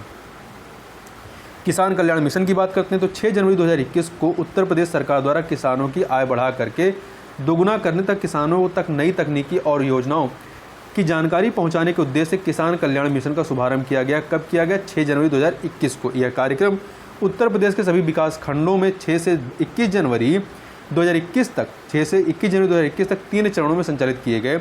इन कार्यक्रमों के पहले चरण का लखनऊ के सरोजनी नगर विकास खंड से उद्घाटन करने के साथ ही मुख्यमंत्री योगी आदित्यनाथ ने प्रदेश के किसानों के लिए 100 कृषि कल्याण केंद्र प्रदेश को समर्पित किए। उत्तर प्रदेश में लैंड होल्डिंग्स यूनिकोड। फरवरी 2021 में उत्तर प्रदेश सरकार ने राज्य में सभी प्रकार के लैंड होल्डिंग्स को चिन्हित करने के लिए एक 16 अंकों का यूनिकोड जारी करने की प्रणाली शुरू की है। ठीक है, 16 अंकों, ध्यान रखिए कितने अंक है, 16 अंकों का यूनिकोड लैंड होल्डिंग को चिन्हित करने के लिए। इस प्रणाली का मुख्य उद्देश्य भूमि विवादों के मामलों की जांच करना, विवादित भूमि की नकली रजिस्ट्रियों को समाप्त करना और लोगों को धोखेबाजी के जाल में फंसने से बचाना है। इस प्रणाली के तहत भूमि की यूनिकोड संख्या 16 अंकों वाली होगी, जिसमें पहले 6 अंक भूमि की जनसंख्या आबादी के आधार पर निर्धारित होंगे। अगले 4 अंक भूमि की विशिष्ट पहचान का निर्धारण करेंगे। 11 से 14 तक के अंक भूमि के विभाजन की संख्या होंगी और अंतिम 2 अंकों में श्रेणी के संबंध में विवरण होगा, जिसके माध्यम से कृषि, आवासीय और वाणिज्य भूमि की पहचान की जाएगी। यह यूनिकोड उत्तर प्रदेश सरकार के राजस्व विभाग द्वारा जारी किया जाएगा। किसके द्वारा? राजस्व विभाग के द्वारा। यह सभी प्रकार की कृषि, आवासीय और वाणिज्य भूमि के लिए जारी होगा। यह लैंड होल्डिंग यूनिकोड भूमि विवाद के मामलों की जांच करने में मदद करेगा। यह जो लैंड होल्डिंग यूनिकोड है तो भूमि विवाद में काफ़ी मददगार साबित होगा। आगे चलते हैं, अब बात करते हैं सम्मेलन और आयोजनों की। तो पहले है राष्ट्रीय पंचायती राज दिवस 2022। 24 अप्रैल 2022 को मुख्यमंत्री योगी आदित्यनाथ ने राष्ट्रीय पंचायती राज दिवस के अवसर पर जालौन जिले में स्थित ग्राम एरी रमपुरा की ग्राम सभा की बैठक में शामिल हुए। इस अवसर पर उन्होंने 16 जिला पंचायत रिसोर्स सेंटर व प्रशिक्षण केंद्र, 39,000 तकनीकी उपकरणों से युक्त पंचायत सचिवालयों, 2,000 सामुदायिक शौचालयों तथा पंचायतों में स्थापित 7,10,000 LED लाइटों का डिजिटल लोकार्पण किया। राष्ट्रीय पंचायती राज दिवस 2022 के अवसर पर जिला पंचायत जालौन तथा मिर्जापुर को दीनदयाल उपाध्याय पंचायत सशक्तिकरण पुरस्कार प्रदान किया गया। 3 क्षेत्र पंचायतों और 20 ग्राम सभाओं को विभिन्न श्रेणियों में पुरस्कार से प्रदान किया गया। नानाजी देशमुख राष्ट्रीय गौरव ग्राम पुरस्कार सिद्धार्थनगर जिले की हसुदी औशानपुर ग्राम सभा को दिया गया। ध्यान रखिएगा, नानाजी देशमुख राष्ट्रीय गौरव ग्राम सभा पुरस्कार। और ग्राम पंचायत एरी रमपुरा को बाल मैत्रिक ग्राम पंचायत पुरस्कार से पुरस्कृत किया गया। हिंदी साहित्य सम्मेलन की बात करें तो 12 से 13 मार्च 2022 तक उत्तर प्रदेश के प्रयागराज में 2 दिवसीय हिंदी साहित्य सम्मेलन के 73वें वार्षिक अधिवेशन का आयोजन किया गया। इस उल्लेखनीय के सम्मेलन के 111 वर्षों के इतिहास में अब तक 7 बार प्रयागराज में यह अधिवेशन हुआ है। यहाँ अंतिम बार वर्ष 1994 में यह अधिवेशन आयोजित किया गया था। 1994 के बाद अब यहाँ पर 2022 में आयोजन किया गया है, तो महत्वपूर्ण हो जाता है। इसलिए तो पूछा जा सकता है कि हिंदी साहित्य सम्मेलन का आयोजन कहाँ पर किया गया 73वें वार्षिक अधिवेशन का, तो प्रयागराज में। ये महत्वपूर्ण है, काफ़ी अधिक महत्वपूर्ण है। अंतर्राष्ट्रीय ध्रुपद मेला 2022 26 फरवरी से लेकर के 2 मार्च 2022 के दौरान वाराणसी के तुलसी घाट पर इस मेले के अंतर्राष्ट्रीय ध्रुपद मेले के 48वें संस्करण का आयोजन किया गया। इस मेले का आयोजन महाराणा बनारस विद्यान्यास एवं ध्रुपद समिति के तत्वाधान में किया गया। ये ध्रुपद मेला एक वार्षिक कार्यक्रम है जिसका आयोजन प्रतिवर्ष फरवरी मार्च माह में किया जाता है। ध्यातव्य कि ध्रुपद हिंदुस्तानी शास्त्रीय संगीत का एक महत्वपूर्ण शैली है। 5वां उत्तर प्रदेश दिवस समारोह 24 जनवरी 2022 को मुख्यमंत्री योगी आदित्यनाथ ने उत्तर प्रदेश के 73वें स्थापना दिवस पर 5वां उत्तर प्रदेश दिवस समारोह का शुभारंभ किया। पहली बार उत्तर प्रदेश दिवस का आयोजन वर्ष 2018 में किया गया था। बटेश्वर पशु मेला नवंबर 2021 में आगरा जिले में यमुना नदी के तट पर स्थित भारत के धार्मिक एवं ऐतिहासिक स्थल बटेश्वर में पशु मेले का आयोजन हुआ। तो बटेश्वर पशु मेला आपका आगरा में होता है। यह भारत का एक महत्वपूर्ण आध्यात्मिक और सांस्कृतिक केंद्र है जो यमुना और शहरीपुर के तट पर स्थित 101 शिव मंदिरों के लिए जाना जाता है। काशी फिल्म महोत्सव तो 27 से 29 दिसंबर 2021 के दौरान वाराणसी में काशी फिल्म महोत्सव का आयोजन किया गया। इस महोत्सव का आयोजन फिल्म बंधु उत्तर प्रदेश सरकार एवं सूचना प्रसारण मंत्रालय भारत सरकार के सहयोग से पहली बार किया गया। ध्यान रखिएगा, पहली बार इसका आयोजन यहाँ पर किया गया। इस 3 दिवसीय महोत्सव में नामचीन कलाकारों द्वारा हिंदुस्तानी शास्त्रीय संगीत एवं नृत्य का आयोजन किया गया। आगे बात करते हैं, और इसमें हेमा मालिनी ने महोत्सव में भारतनाट्यम नृत्य का प्रदर्शन किया था।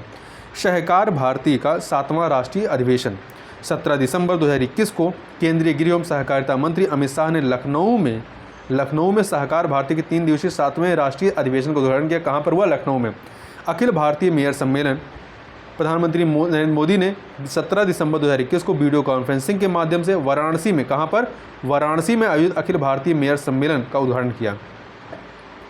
इस सम्मेलन का आयोजन शहरी विकास विभाग उत्तर प्रदेश द्वारा किया गया। इस सम्मेलन का विषय था नया शहरी भारत, न्यू अर्बन इंडिया। सम्मेलन में विभिन्न राज्यों के मेयरों ने पार्टिसिपेट किया। शहरी विकास के क्षेत्र में भारत सरकार और उत्तर प्रदेश सरकार की प्रमुख उपलब्धियों को प्रदर्शित करने हेतु 17 से 19 दिसंबर तक एक प्रदर्शनी भी आयोजित की गई। उत्तर प्रदेश ग्राम उत्कर्ष समारोह, तो देखिए 15 दिसंबर 2021 को लखनऊ में उत्तर प्रदेश ग्राम उत्कर्ष समारोह आयोजित हुआ। यह समारोह ग्राम प्रधानों से विकास के मुद्दों पर चर्चा करने के लिए आहूत किया गया था। इस अवसर पर मुख्यमंत्री ने ग्राम प्रधानों का मानदेय 3,500 रुपये से बढ़ा करके 5,000 रुपये प्रतिमाह करने, ठीक है, ग्राम प्रधानों का मानदेय 3,500 से बढ़ाकर 5,000 रुपये प्रतिमाह करने, क्षेत्र पंचायत प्रमुख का मानदेय 9,800 से बढ़ाकर 11,300 रुपये प्रतिमाह करने तथा जिला पंचायत अध्यक्ष का मानदेय 14,000 से बढ़ाकर के 15,500 रुपये प्रतिमाह करने की घोषणा की है। उन्होंने जिला पंचायत सदस्य का मानदेय 1,000 रुपये प्रति बैठक से बढ़ाकर के 1,500 रुपये प्रति बैठक, अधिकतम 6 बैठक वार्षिक तक सीमित करने की घोषणा की है। क्षेत्र पंचायत सदस्य का मानदेय जो है ये 500 रुपये प्रति बैठक से बढ़ा करके 1,000 रुपये प्रति बैठक, अधिकतम 6 बैठक वार्षिक तक करने की घोषणा की है। उन्होंने सदस्य ग्राम पंचायत जिन्हें पूर्व में कोई मानदेय नहीं मिलता था के लिए 100 रुपये प्रति बैठक, अधिकतम 12 बैठक, मतलब 1,200 रुपये तक वार्षिक इन्हें दिया जा सकता है की घोषणा की गई है जो सदस्य हैं। इसके अलावा मुख्यमंत्री ने घोषणा की कि ग्राम पंचायत कोष के माध्यम से पंचायत प्रतिनिधियों के पद पर रहने के दौरान मृत्यु की दशा में ग्राम प्रधान, प्रमुख क्षेत्र पंचायत एवं अध्यक्ष जिला पंचायत के मृतक आश्रितों को 10 लाख रुपए, सदस्य जिला पंचायत को 5 लाख रुपए, सदस्य क्षेत्र पंचायत को 3 लाख रुपए एवं सदस्य ग्राम पंचायत को 2 लाख रुपए की सहायता राशि उपलब्ध कराई जाएगी। 56वां पुलिस महानिदेशक सम्मेलन, तो 20 से 21 नवंबर 2021 को पुलिस मुख्यालय लखनऊ में पुलिस महानिदेशकों और पुलिस महानिरीक्षकों का 56वां सम्मेलन आयोजित हुआ। कहाँ पर हुआ? तो 56वां पुलिस महानिदेशक सम्मेलन कहाँ हुआ? लखनऊ में। इसमें प्रधानमंत्री मोदी ने भी पार्टिसिपेट किया। राष्ट्र रक्षा समर्पण पर्व, इसका आयोजन जो है 17 से 19 नवंबर 2021 तक झांसी में आयोजन किया गया। 3 दिवसीय आयोजन था। इस पर्व का समापन रानी लक्ष्मीबाई की जयंती अर्थात 19 नवंबर को हुआ और इसमें प्रधानमंत्री ने 19 नवंबर को राष्ट्र रक्षा समर्पण पर्व के दौरान रक्षा क्षेत्र की कई पहलों का शुभारंभ किया और राष्ट्र को समर्पित किया। उन्होंने स्वदेशी रूप से डिजाइन और विकसित किए गए हल्के लड़ाकू हेलीकॉप्टर, ड्रोन और नौसेना के जहाज़ों के लिए उन्नत इलेक्ट्रॉनिक वारफेयर सूट सशस्त्र बल सेवा प्रमुखों को औपचारिक रूप से सौंपे। प्रधानमंत्री ने टैंक रोधी निर्देशित मिसाइलों के लिए प्रणोदन प्रणाली का उत्पादन करने हेतु उत्तर प्रदेश रक्षा उद्योग गलियारे के झांसी खंड में 400 करोड़ रुपए की परियोजना की आधारशिला रखी है। कहाँ पर? झांसी खंड में। यह परियोजना भारत डायनेमिक्स लिमिटेड द्वारा कार्यान्वित की जा रही है। साथ ही उन्होंने एनसीसी की 3 इकाइयों के लिए सिमुलेशन प्रशिक्षण सुविधाओं को बढ़ाने के उद्देश्य से एनसीसी कैडेटों के लिए सिमुलेशन प्रशिक्षण के लिए राष्ट्रीय कार्यक्रम का शुभारंभ भी किया है। उन्होंने झांसी के गरोठा में 600 मेगावाट के अल्ट्रा मेगा सौर ऊर्जा पार्क की आधारशिला भी रखी है। कहाँ पे? झांसी के गरोठा में 600 मेगावाट के अल्ट्रा मेगा सौर ऊर्जा पार्क की आधारशिला कहाँ रखी गई? झांसी के गरोठा में। काशी उत्सव 16 से 18 नवंबर 2021 के दौरान वाराणसी में 3 दिवसीय काशी उत्सव का आयोजन किया गया। 16 नवंबर 2021 को इसका शुभारंभ केंद्रीय संस्कृति राज्य मंत्री मीनाक्षी लेखी ने किया। प्रगतिशील भारत के 75 वर्ष पूरे होने के उपलक्ष्य में भारत सरकार की पहल आज़ादी का अमृत महोत्सव के तत्वाधान में उत्तर प्रदेश सरकार और वाराणसी प्रशासन के सहयोग से इसका आयोजन संस्कृति मंत्रालय भारत सरकार द्वारा किया गया। इस कार्यक्रम की मेजबानी इंदिरा गांधी राष्ट्रीय कला केंद्र ने की है। IGNCA ने उत्सव के प्रत्येक दिन के लिए एक अलग विषय समर्पित किया गया है। काशी के हस्ताक्षर, कबीर, रैदास की बानी और निर्गुण काशी तथा कविता और कहानी काशी की जुबानी प्रथम, द्वितीय और तृतीय दिन के विषय थे। अखिल भारतीय राजभाषा सम्मेलन 2021 के बारे में बात करें तो 13 से 14 नवंबर 2021 के मध्य अखिल भारतीय राजभाषा सम्मेलन 2021 का आयोजन दीनदयाल हस्तकुल संकुल वाराणसी में किया गया। कहाँ हुआ? अखिल भारतीय राजभाषा सम्मेलन का आयोजन वाराणसी में। इसका आयोजन राजभाषा विभाग गृह मंत्रालय द्वारा किया गया। केंद्रीय गृह एवं सहकारिता मंत्री अमित शाह ने इस सम्मेलन का शुभारंभ में अध्यक्षता की। उत्तराखंड महोत्सव 9 नवंबर 2021 को मुख्यमंत्री योगी आदित्यनाथ ने पंडित गोविंद बल्लभ पंत सांस्कृतिक उपवन लखनऊ में आयोजित उत्तराखंड महोत्सव का शुभारंभ किया। इस अवसर पर मुख्यमंत्री ने प्रख्यात पर्यावरणविद डॉक्टर अनिल प्रकाश जोशी तथा सामाजिक कार्यों में विशेष योगदान देने वाले ब्रज प्रांत प्रचारक डॉक्टर हरीश रौतेला को उत्तराखंड गौरव सम्मान से सम्मानित किया। उन्होंने डॉक्टर करुणा पांडे की पुस्तक कुमायूनी गीतों से भीगते संस्कार का भी विमोचन किया। दीपोत्सव 2021 पंचम 3 नवंबर 2021 को मुख्यमंत्री योगी आदित्यनाथ ने राम की पैड़ी अयोध्या में दीपोत्सव 2021 के अवसर पर दीप प्रज्वलित किया। इस अवसर पर राम की पैड़ी पर लगभग 9,54,000 दीप प्रज्वलित कर एक नया कीर्तिमान स्थापित किया गया। राम की पैड़ी के अलावा अयोध्या नगर क्षेत्र में 3 लाख से अधिक दीप प्रज्वलित किए गए। कुल मिलाकर के 11,90,000 दीपों को प्रज्वलित किया गया। उत्तर प्रदेश जलवायु परिवर्तन सम्मेलन 2021 के बारे में बात करें तो 21 अक्टूबर 2021 को उत्तर प्रदेश के मुख्यमंत्री योगी आदित्यनाथ ने इंदिरा गांधी प्रतिष्ठान लखनऊ में आयोजित 2 दिवसीय उत्तर प्रदेश जलवायु परिवर्तन सम्मेलन 2021 का शुभारंभ किया। कहाँ पर? लखनऊ में। इस सम्मेलन का आयोजन पर्यावरण, वन एवं जलवायु परिवर्तन विभाग, उत्तर प्रदेश एवं जर्मन डेवलपमेंट एजेंसी के सहयोग से किया गया। इस अवसर पर मुख्यमंत्री ने विरासत वृक्षों पर आधारित एक कॉफी टेबल बुक तथा प्रदेश सरकार द्वारा राज्य में 100 करोड़ पेड़ लगाने संबंधित एक पुस्तक वृक्षारोपण जन आंदोलन 2021 का विमोचन किया। मुख्यमंत्री ने कार्बन न्यूट्रल पर आधारित ऐप लॉन्च किया और प्रदेश में 3 इको पर्यटन सर्किट, कौन कौन से? पहला आगरा चंबल सर्किट, दूसरा वाराणसी चंद्रकांता सर्किट, तीसरा है गोरखपुर सोह गी बरवा सर्किट का शुभारंभ भी किया। उत्तर प्रदेश खादी महोत्सव एवं सिल्क एक्सपो 2021, इसका आयोजन जो है लखनऊ में किया गया। कहाँ पर? 19 अक्टूबर 2021 को उत्तर प्रदेश के मुख्यमंत्री योगी आदित्यनाथ जी के द्वारा लखनऊ में किया गया। आगे बढ़ते हैं। यह प्रदर्शनी 30 अक्टूबर 2021 तक संचालित हुई। इसका आयोजन उत्तर प्रदेश खादी तथा ग्रामोद्योग बोर्ड एवं रेशम विभाग द्वारा किया गया। इस अवसर पर मुख्यमंत्री ने पंडित दीनदयाल उपाध्याय रेशम उत्पादकता पुरस्कार भी वितरित किए। उल्लेखनीय है कि उत्तर प्रदेश में के कुल 57 जिलों में से 3 अलग अलग प्रकार के रेशम का उत्पादन होता है। मैदानी क्षेत्रों में 44 जनपदों में सहतूती रेशम, विंध्याचल एवं बुंदेलखंड के 13 जनपदों में टसर रेशम था। यमुना के तटीय जनपदों में एरी रेशम का उत्पादन होता है। चर्चित व्यक्तित्व की बात करें, अजय कुमार मिश्रा। 10 मई 2022 को उत्तर प्रदेश मंत्रिमंडल ने वरिष्ठ अधिवक्ता श्री अजय कुमार मिश्रा को प्रदेश का महाधिवक्ता नियुक्त किया है। ध्यातव्य है कि मिश्रा ने वर्ष 1981 में इलाहाबाद उच्च न्यायालय में वकालत प्रारंभ की थी। देखिए, ये वर्ष 1995 में उत्तर प्रदेश सबसे कम आयु के प्रदेश के अपर महाधिवक्ता बने थे। अजय कुमार मिश्र प्रदेश के महाधिवक्ता नियुक्त किए गए हैं। आगे चलते हैं माया गोविंद के बारे में। 7 अप्रैल 2022 को प्रसिद्ध कवयित्री, गीतकार और लेखिका माया गोविंद का निधन हो गया। इनका जन्म जनवरी 1940 में लखनऊ में हुआ था। उन्होंने सौतेला, रजिया सुल्तान, बाल ब्रह्मचारी, आर्या पार, गर्भ, लाल बादशाह, याराना जैसी 350 से भी अधिक फिल्मों के लिए गीत लिखे हैं, ये गाने लिखे थे। उन्हें संगीत नाटक अकादमी लखनऊ ने विजय तेंदुलकर के नाटक के हिंदी रूपांतरण खामोश अदालत जारी है में बेनारे बाई के रूप में उनके यादगार अभिनय के लिए सर्वश्रेष्ठ अभिनेत्री का पुरस्कार प्रदान किया था। गीतांजलि श्री, अप्रैल 2022 में गीतांजलि श्री के उपन्यास रेत समाधि के अंग्रेजी अनुवाद टॉम्ड ऑफ सैंड को बुकर पुरस्कार के शीर्ष 6 दावेदारों में शामिल किया गया है। वर्तमान में स्थिति यह है कि जो रेत समाधि है, जिसका अंग्रेजी अनुवाद टॉम्ड ऑफ सैंड है, इसे बुकर पुरस्कार 2022 से सम्मानित किया गया, या यह पुरस्कार इसने जीता है। टॉम्ड ऑफ सैंड हिंदी की पहली रचना जिसे अंतर्राष्ट्रीय बुकर पुरस्कार के 6 दावेदारों में शामिल है और पहली है जिसने बुकर पुरस्कार जीता है। रेत समाधि का अंग्रेजी अनुवाद टॉम ऑफ सैंड के नाम से डेजी राघवेल ने किया और इन गीतांजलि श्री का जन्म वर्ष 1957 में उत्तर प्रदेश के मैनपुरी में हुआ था। आगे चलते हैं आरती राणा एवं नीरजा माधव। 8 मार्च 2022 को अंतर्राष्ट्रीय महिला दिवस के अवसर पर राष्ट्रपति रामनाथ कोविंद ने महिला सशक्तिकरण की दिशा में असाधारण कार्य करने वाले प्रदेश की इन 2 महिलाओं को, आरती राणा एवं नीरजा माधव को सम्मानित किया नारी शक्ति पुरस्कार से। नारी शक्ति पुरस्कार देखिए, आरती राणा को 2020 के लिए और नीरजा माधव को 2021 के लिए नारी शक्ति पुरस्कार से सम्मानित किया गया है। मोहसिन रजा, 31 मार्च 2022 को मोहसिन रजा ने उत्तर प्रदेश राज्य हज समिति के अध्यक्ष के रूप में पदभार ग्रहण किया है। इन्हें राज्य मंत्री पद का दर्जा प्राप्त है। आगे चलते हैं सतीश महाना। 29 मार्च 2022 को सतीश महाना को उत्तर प्रदेश की 18वीं विधानसभा का निर्विरोध अध्यक्ष चुना गया है। किसे? सतीश महाना को।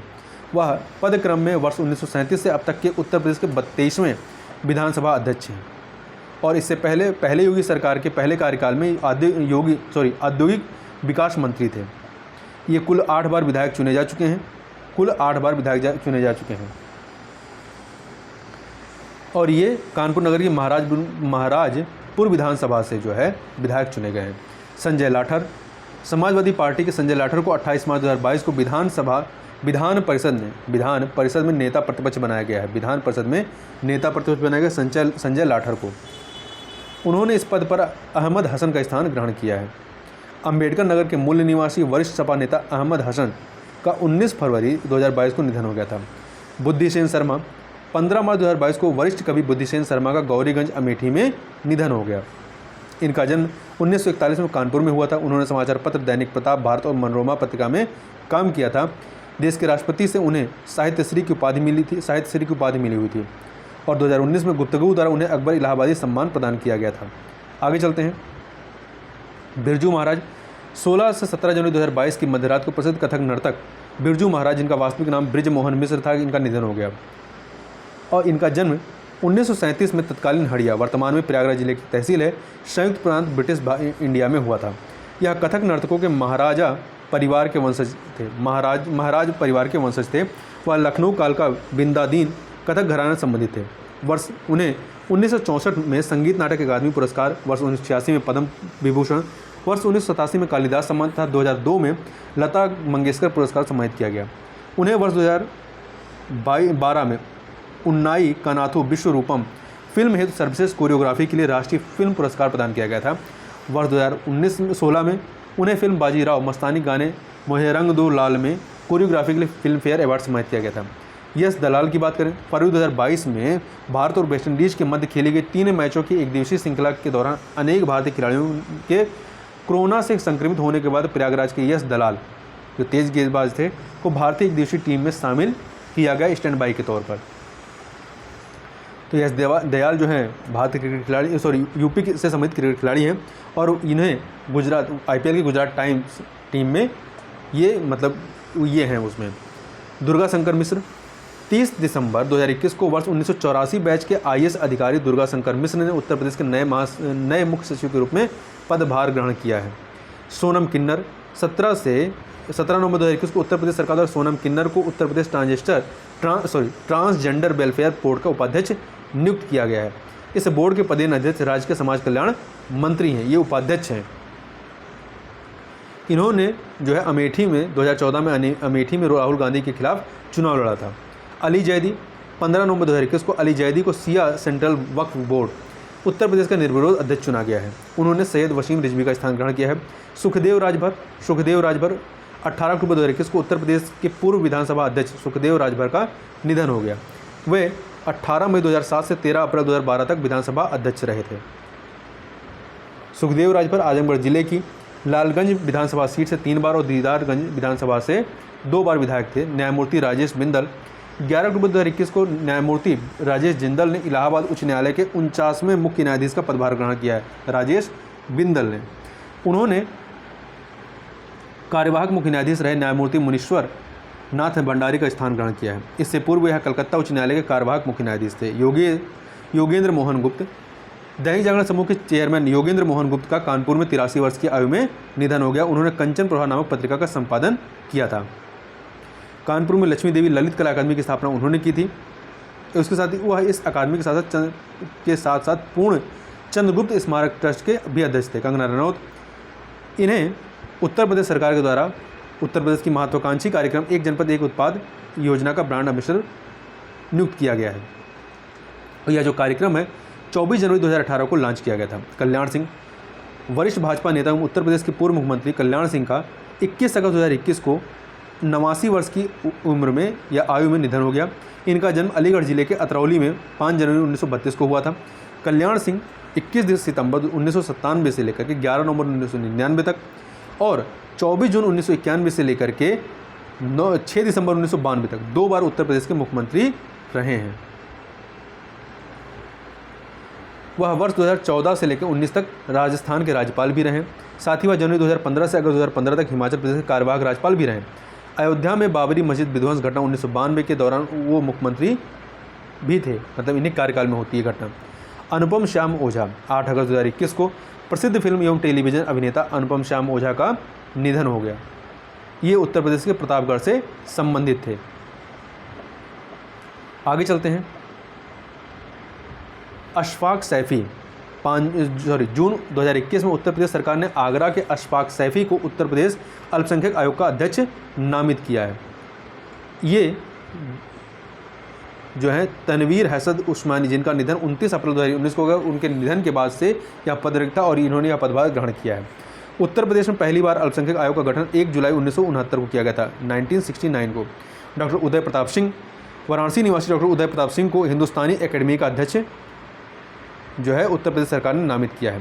हिंदुस्तान एकेडमी कहाँ पे है? प्रयागराज में स्थित है। डॉक्टर राम बाबू हरित जून 2021 को उत्तर प्रदेश सरकार द्वारा आगरा के डॉक्टर राम बाबू हरित को उत्तर प्रदेश अनुसूचित जाति एवं जनजाति आयोग का अध्यक्ष नामित किया गया। डॉक्टर राम बाबू हरित को उत्तर प्रदेश अनुसूचित जाति एवं जनजाति आयोग का। देखिए, साथ ही शाहजहांपुर के मिथिलेश कुमार व सोनभद्र के राम नरेश पासवान को आयोग के उपाध्यक्ष और 15 अन्य को सदस्य के रूप में नामित किया गया। अनूप चंद्र पांडे, उत्तर प्रदेश के पूर्व मुख्य सचिव अनूप चंद्र पांडे ने नए चुनाव आयुक्त के रूप में पदभार ग्रहण किया है। आगे चलते हैं। न्यायमूर्ति बी के नारायण, 4 जून 2021 को इलाहाबाद उच्च न्यायालय के सेवानिवृत्त न्यायाधीश बी के नारायण बालकृष्ण नारायण को उत्तर प्रदेश मानवाधिकार आयोग का अध्यक्ष नियुक्त किया गया। किसे नियुक्त किया गया? न्यायमूर्ति बी के नारायण बालकृष्ण नारायण को। उनकी नियुक्ति 3 वर्ष की अवधि या 70 वर्ष की आयु में से जो पहले हो तब तक इनकी रहेगी। उल्लेखनीय है कि न्यायमूर्ति बालकृष्ण नारायण ने देश के सबसे चर्चित मुकदमों से एक अरूसी हत्याकांड का फैसला सुनाया था, जिसमें उन्होंने तलवार दंपति की रिहाई का आदेश दिया था। मानवाधिकार आयोग के पिछले अध्यक्ष न्यायमूर्ति एस रफत आलम थे, जिनका कार्यकाल 7 अगस्त 2020 को समाप्त होने के बाद से यह पद रिक्त था। संजय श्रीनेत ये उत्तर प्रदेश लोक सेवा आयोग के अध्यक्ष नियुक्त किए गए हैं। इन्होंने डॉक्टर प्रभात कुमार का स्थान ग्रहण किया है। चौधरी अजीत सिंह, 6 मई 2021 को राष्ट्रीय लोक दल रालोद के अध्यक्ष चौधरी अजीत सिंह का कोविड संक्रमण से निधन हो गया। ये पूर्व प्रधानमंत्री चौधरी चरण सिंह के पुत्र थे और ये बागपत लोकसभा निर्वाचन क्षेत्र से 7 बार सांसद रह चुके हैं।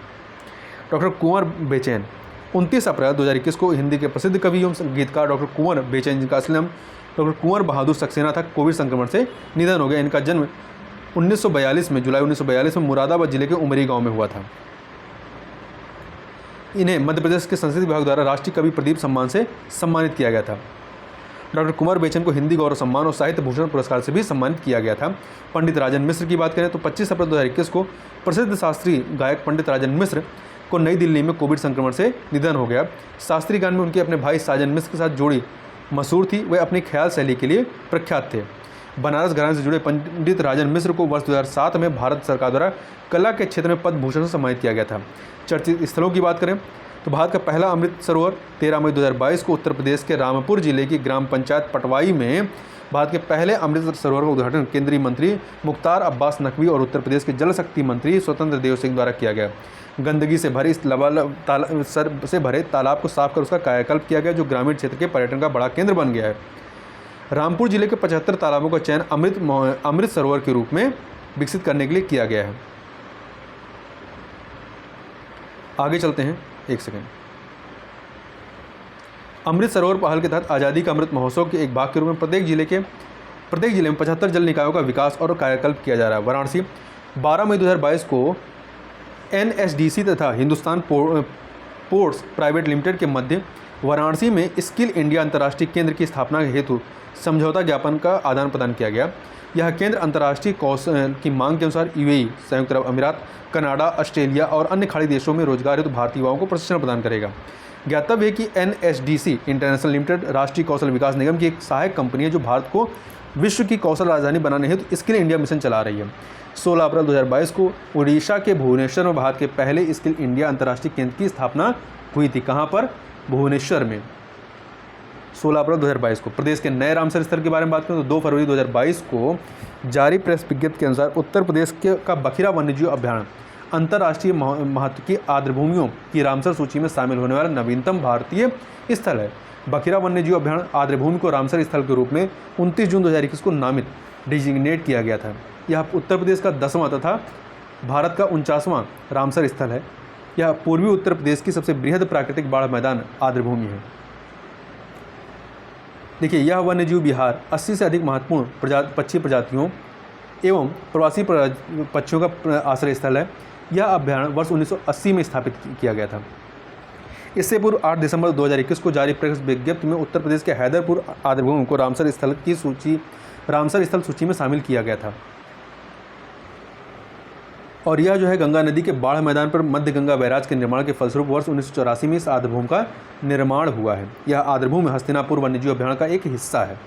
यह मुजफ्फरनगर बिजनौर सीमा पर दोनों जिलों में विस्तारित गंगा और सलोनी नदियों के बीच 6908 हेक्टेयर क्षेत्र में विस्तारित है। उत्तर प्रदेश में स्थित जो अन्य 8 रामसर स्थल हैं वो कौन कौन से हैं? ऊपरी गंगा नदी ब्रिजघाट से नरोरा स्टेज, नवाबगंज पश्चिमी बिहार, पार्वती आरंगा पश्चिम बिहार, समान पश्चिम बिहार, समसपुर पश्चिम बिहार, सांडी पश्चिम बिहार, सरसई नवर झील और सूर सरोवर, और 2 अन्य ऊपर हम लोगों ने बात की है। आगे देखते हैं देवबंद।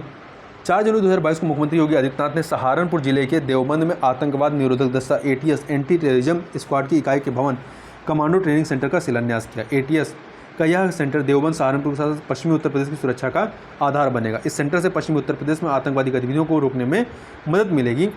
उत्तर प्रदेश सरकार के राज्य के 8 अन्य जिलों मेरठ, बाराई, श्रावस्ती, गौतम बुद्ध नगर, अलीगढ़, आजमगढ़, कानपुर, मिर्जापुर, वाराणसी, झांसी एवं सोनभद्र में भी ATS की नई इकाइयों या ट्रेनिंग सेंटर स्थापित करने की योजना है राज्य की अन्य जिलों में। देखिए मेरठ के बारे में बात करें। 28 दिसंबर 2021 को केंद्रीय कौशल विकास एवं उद्यमिता, इलेक्ट्रॉनिक्स तथा सूचना प्रौद्योगिकी राज्य मंत्री राजीव चंद्रशेखर ने मेरठ में उत्तर प्रदेश के 5वें software technology park of India के केंद्र का उद्घाटन किया है। देखिए उत्तर प्रदेश में STPI मतलब software technology park of India का मुख्य केंद्र निदेशालय नोएडा में है, जिसके अधिकार क्षेत्र के तहत राज्य में मेरठ के अतिरिक्त 3 अन्य STPI केंद्र कानपुर, लखनऊ एवं प्रयागराज में है। मेरठ के अतिरिक्त कानपुर, लखनऊ एवं प्रयागराज में है। STPI नोएडा के तहत राज्य के बाहर 5 अन्य STPI केंद्र भी हैं, भिलाई, भोपाल, देहरादून, ग्वालियर और इंदौर। STPI मेरठ उत्तर प्रदेश के IT फुटप्रिंट का विस्तार करने और टियर 2/3 शहरों के उभर रहे तकनीकी उद्यमियों और स्टार्टअप्स को उनकी अद्वितीय अवधारणाओं को नवीन उत्पादों में परिवर्तित करने हेतु सशक्त बनाने में महत्वपूर्ण भूमिका निभाएगा। वित्त वर्ष 2020-21 में STPI पंजीकृत इकाइयों ने ITS निर्यात में 4,96,313 करोड़ रुपए का योगदान दिया है, जिसमें STPI नोएडा के तहत पंजीकृत इकाइयों का योगदान 51,899 करोड़ रुपए और उत्तर प्रदेश की इकाइयों का हिस्सा 22,671 करोड़ रुपए है। कानपुर 28 दिसंबर 2021 को प्रधानमंत्री नरेंद्र मोदी ने IIT कानपुर के 54वें दीक्षांत समारोह में पार्टिसिपेट किया। IIT कानपुर के उन्होंने इस संस्थान में ब्लॉकचेन आधारित डिजिटल डिग्रियों का शुभारंभ किया। तो कहाँ पे किया? IIT कानपुर में। पीलीभीत, दिसंबर 2021 तक पीलीभीत जिले में बांसुरी महोत्सव का आयोजन किया गया। दिसंबर 2021 में पीलीभीत जिले में बांसुरी महोत्सव का आयोजन किया गया। आगे बढ़ते हैं। इस महोत्सव में पीलीभीत के कारीगरों ने लगभग 16 फीट की बांसुरी बनाकर एक रिकॉर्ड बनाया। इससे पूर्व यह रिकॉर्ड गुजरात के जामनगर के नाम पर था, जहाँ के कारीगरों ने 11 फीट की बांसुरी बनाई थी। लखनऊ 18 दिसंबर 2021 को केंद्रीय मंत्री राजीव चंद्रशेखर ने SGI लखनऊ में उत्तर भारत के पहले मेडिटेक उद्यमिता केंद्र का उद्घाटन किया। यह केंद्र राज्य में स्टार्टअप संस्कृति को प्रोत्साहन प्रदान करने के साथ ही स्वास्थ्य सूचना विज्ञान के क्षेत्र में स्टार्टअप्स को अत्याधुनिक सुविधाएं प्रदान करेगा। गोरखपुर 7 दिसंबर 2021 को प्रधानमंत्री नरेंद्र मोदी ने उत्तर प्रदेश के गोरखपुर में विभिन्न विकास परियोजनाओं का लोकार्पण किया। लोकार्पित परियोजनाओं में हिंदुस्तान उर्वरक एवं रसायन लिमिटेड का गोरखपुर उर्वरक संयंत्र, अखिल भारतीय आयुर्विज्ञान संस्थान एम्स और ICMR regional medical research centre शामिल है। 3 दिसंबर 2021 को केंद्रीय मंत्री अनुराग ठाकुर और मुख्यमंत्री योगी आदित्यनाथ ने गोरखपुर में दूरदर्शन के भू उपकेंद्र का लोकार्पण किया। तो कहाँ पर किया गया है दूरदर्शन के भू उपकेंद्र का लोकार्पण? गोरखपुर में। 24 अक्टूबर 2021 को गोरखपुर में राज्य ऋण संगोष्ठी 2022-23 एवं ग्रामीण समृद्धि सम्मान समारोह का आयोजन किया गया। सहारनपुर 2 दिसंबर 2021 को केंद्रीय गृह एवं सहकारिता मंत्री अमित शाह ने सहारनपुर में मां शाकंभरी विश्वविद्यालय की आधारशिला रखी। इस विश्वविद्यालय की स्थापना सहारनपुर जिले की तहसील सदर के ग्राम पुनवारका में कुल 50.43 एकड़ क्षेत्रफल में की जा रही है। कहाँ पे हो रही है शाकंभरी विश्वविद्यालय की स्थापना? सहारनपुर जिले की तहसील सदर के ग्राम पुनवारका में। इसके क्षेत्राधिकार में सहारनपुर मंडल के 3 जिलों मुजफ्फरनगर, सहारनपुर एवं शामली को शामिल किया गया है। उल्लेखनीय कि मूलतः इस विश्वविद्यालय की स्थापना उत्तर प्रदेश राज्य विश्वविद्यालय संशोधन अधिनियम 2019 के तहत सहारनपुर राज्य विश्वविद्यालय के नाम से किए जाने का प्रावधान किया गया, जिसे अगस्त 2021 में संशोधन अधिनियम द्वारा वर्तमान नाम दिया गया मां शाकंभरी विश्वविद्यालय। लखनऊ में राष्ट्रीय रोग नियंत्रण केंद्र। अप्रैल 2022 में उत्तर प्रदेश सरकार ने लखनऊ में राष्ट्रीय रोग नियंत्रण केंद्र national centre for disease control की स्थापना को मंजूरी दी। यह देश भर में स्थापित होने वाले कुल 6 केंद्रों में से एक है। लखनऊ के सरोजनी नगर में इसकी स्थापना की जाएगी। नोएडा की बात करें, नोएडा प्राधिकरण द्वारा सेक्टर 54 के डंपिंग ग्राउंड को वेस्टलैंड टू बेटलैंड परियोजना की तर्ज पर समुद्री बीच के रूप में विकसित किया जा रहा है। 25 एकड़ क्षेत्र में बनने वाली इस बेटलैंड में घूमने के लिए पार्क के साथ कई अन्य मनोरंजन के अन्य साधन भी उपलब्ध होंगे। मैनपुरी स्थित सैनिक स्कूल का नाम परिवर्तित करके जनरल बिपिन रावत के नाम पर कर दिया गया है। आगरा 5 जनवरी 2022 को आगरा विकास प्राधिकरण द्वारा आगरा मास्टर प्लान 2031 को सार्वजनिक किया गया है और इस मास्टर प्लान में पहली बार ताज धरोहर क्षेत्र का गठन किया गया है। गोरखपुर विशेष शिक्षा क्षेत्र के संबंध में 10 दिसंबर 2021 को केंद्रीय शिक्षा मंत्री, कौशल विकास और उद्यमिता मंत्री धर्मेंद्र प्रधान ने गोरखपुर को विशेष शिक्षा क्षेत्र बनाने की घोषणा की है। विशेष शिक्षा क्षेत्र का उद्देश्य छात्रों को वैश्विक नागरिक के रूप में तैयार करना और अकादमिक गतिविधियों के माध्यम से विश्व की समस्याओं का समाधान करना है। जेवर 25 नवंबर 2021 को प्रधानमंत्री नरेंद्र मोदी ने गौतम बुद्ध नगर के जेवर में नोएडा अंतर्राष्ट्रीय हवाई अड्डे की आधारशिला रखी। अंतर्राष्ट्रीय ग्रीनफील्ड हवाई अड्डे के रूप में यह हवाई अड्डा गौतम बुद्ध नगर जिले में यमुना एक्सप्रेस वे अंतर्राष्ट्रीय विकास प्राधिकरण के अधिसूचित क्षेत्र में 5000 एकड़ क्षेत्र में 6 रनवे के साथ बनाया जा रहा है। इसका क्रियान्वयन संयुक्त उद्यम company Noida international airport limited द्वारा किया जा रहा है। इस संयुक्त उद्यम कंपनी में उत्तर प्रदेश सरकार की हिस्सेदारी 37.5%, नोएडा की 37.5%, ग्रेटर नोएडा की 12.5% और एईडा की जो है वो 12.5% है। इस परियोजना को 4 चरणों में पूरा किया जाएगा। पहले चरण का निर्माण कार्य 2024 में पूरा हो जाएगा तथा यह वर्ष 2040 तक पूर्णतः क्रियाशील हो जाएगा। 2040 तक इसे अंतर्राष्ट्रीय बोलीकर्ता ज्यूरिक एयरपोर्ट इंटरनेशनल एजी कार्यान्वित करेगा। यह भारत का पहला निवल शून्य नेट जीरो कार्बन उत्सर्जन हवाई अड्डा होगा।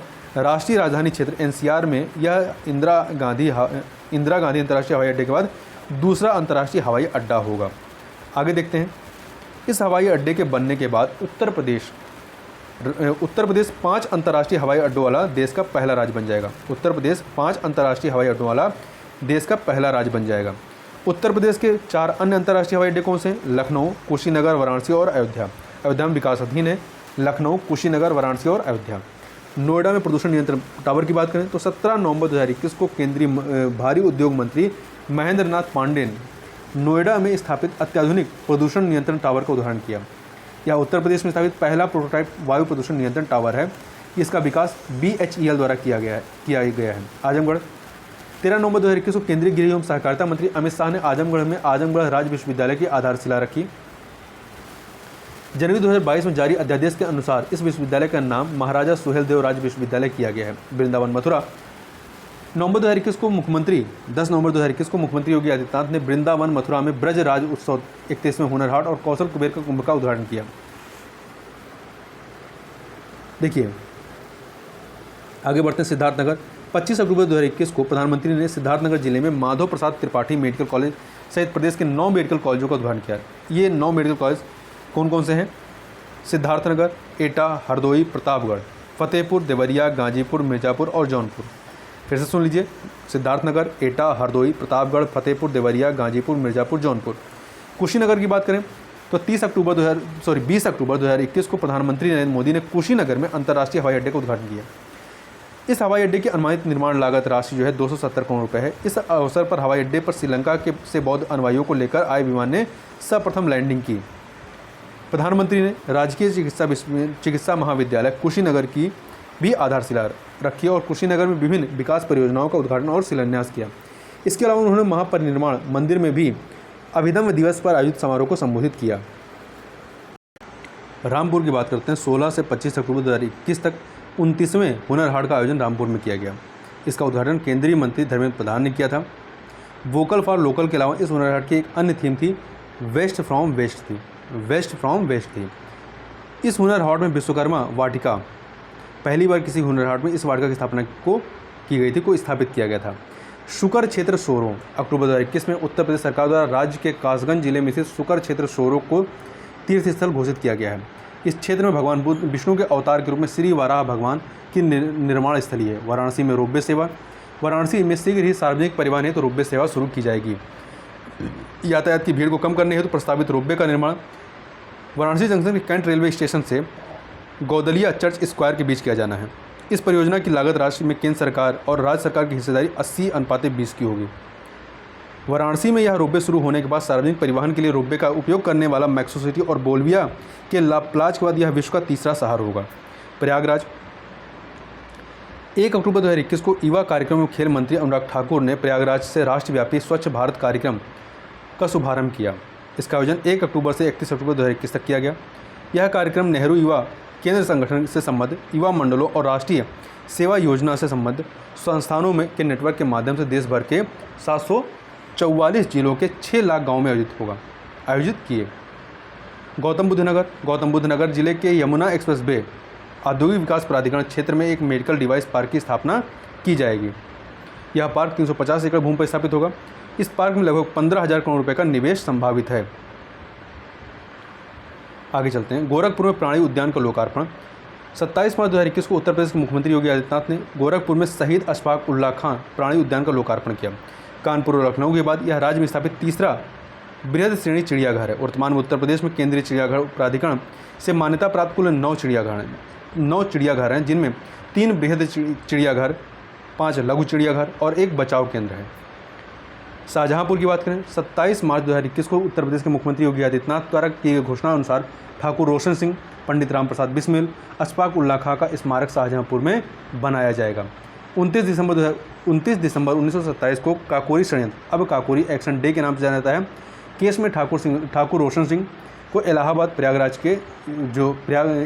के नैनी स्थित मलाका जेल में, रामप्रसाद बिस्मिल को गोरखपुर जेल में और अशफाक उल्लाह खां को फैजाबाद जेल में फांसी पर लटकाया गया। ये तीनों क्रांतिकारी शाहजहांपुर के रहने वाले थे।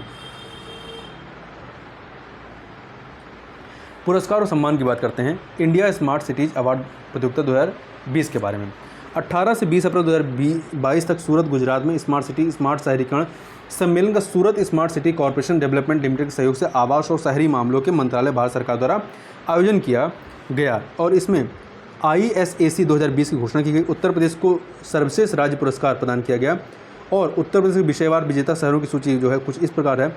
अर्थव्यवस्था के मामले में आगरा दूसरे पे है, जल के मामले में वाराणसी पहले पे है, कोविड नवाचार पुरस्कार वाराणसी को दिया गया है, कोविड नवाचार पुरस्कार सहारनपुर को पहला पुरस्कार दिया गया राउंड 4 में। स्मार्ट सिटीज लीडरशिप पुरस्कार वाराणसी को दिया गया है, दूसरे स्थान पर है ये। आगे चलते हैं। पंडित महावीर प्रसाद द्विवेदी पुरस्कार मार्च 2022 में डॉक्टर प्रवीण कुमार CMS संयुक्त जिला चिकित्सालय बलरामपुर के, इनको वर्ष 2021-22 में पंडित महावीर प्रसाद द्विवेदी पुरस्कार के तहत 1 लाख रुपए की राशि जो है प्रदान की गई। इस पुरस्कार से लखनऊ में सम्मानित किया गया है। यह पुरस्कार राज्य कर्मचारी साहित्य संस्थान द्वारा दीर्घकालीन साहित्यिक सेवा के लिए दिया जाता है। लोक निर्मल सम्मान 2022 मार्च 2022 में उत्तर प्रदेश की राज्यपाल आनंदीबेन पटेल ने लोक गायिका शारदा सिन्हा को लोक निर्मला सम्मान प्रदान किया है। शारदा सिन्हा मैथिली या भोजपुरी की लोक गायिका। उत्तर प्रदेश की झांकी को सर्वश्रेष्ठ झांकी का पुरस्कार दिया गया है। तो 4 फरवरी 2022 को रक्षा मंत्रालय द्वारा गणतंत्र दिवस 2022 की सर्वश्रेष्ठ झांकी एवं सर्वश्रेष्ठ मार्चिंग टुकड़ियों के परिणाम घोषित किए गए हैं, जिसमें उत्तर प्रदेश की झांकी को सर्वश्रेष्ठ झांकी के रूप में चुना गया है और गणतंत्र दिवस परेड में उत्तर प्रदेश की एक जिला एक उत्पाद और काशी विश्वनाथ धाम विषय पर आधारित झांकी को प्रथम स्थान दिया गया है। श्री लाल शुक्ल साहित्य इफ्को साहित्य सम्मान 2021, तो यह सम्मान रांची के कथाकार शिव मूर्ति को प्रदान किया गया है। प्रधानमंत्री राष्ट्रीय बाल पुरस्कार से सम्मानित उत्तर प्रदेश के 3 बच्चे हैं। अभिनव कुमार चौधरी समाज सेवा, चंधारी सिंह चौधरी एवं जिया राय खेल के संबंध में, जबकि 2021 में यह सम्मान 5 बच्चों को दिया गया था, यूपी के 5 बच्चों को। व्योम आहूजा कला और संस्कृत में, कुंवर दिव्यांश सिंह बहादुरी के, चिराग भंसाली नवाचार, मोहम्मद सदाब शैक्षिक और मोहम्मद रफ़ी खेल से।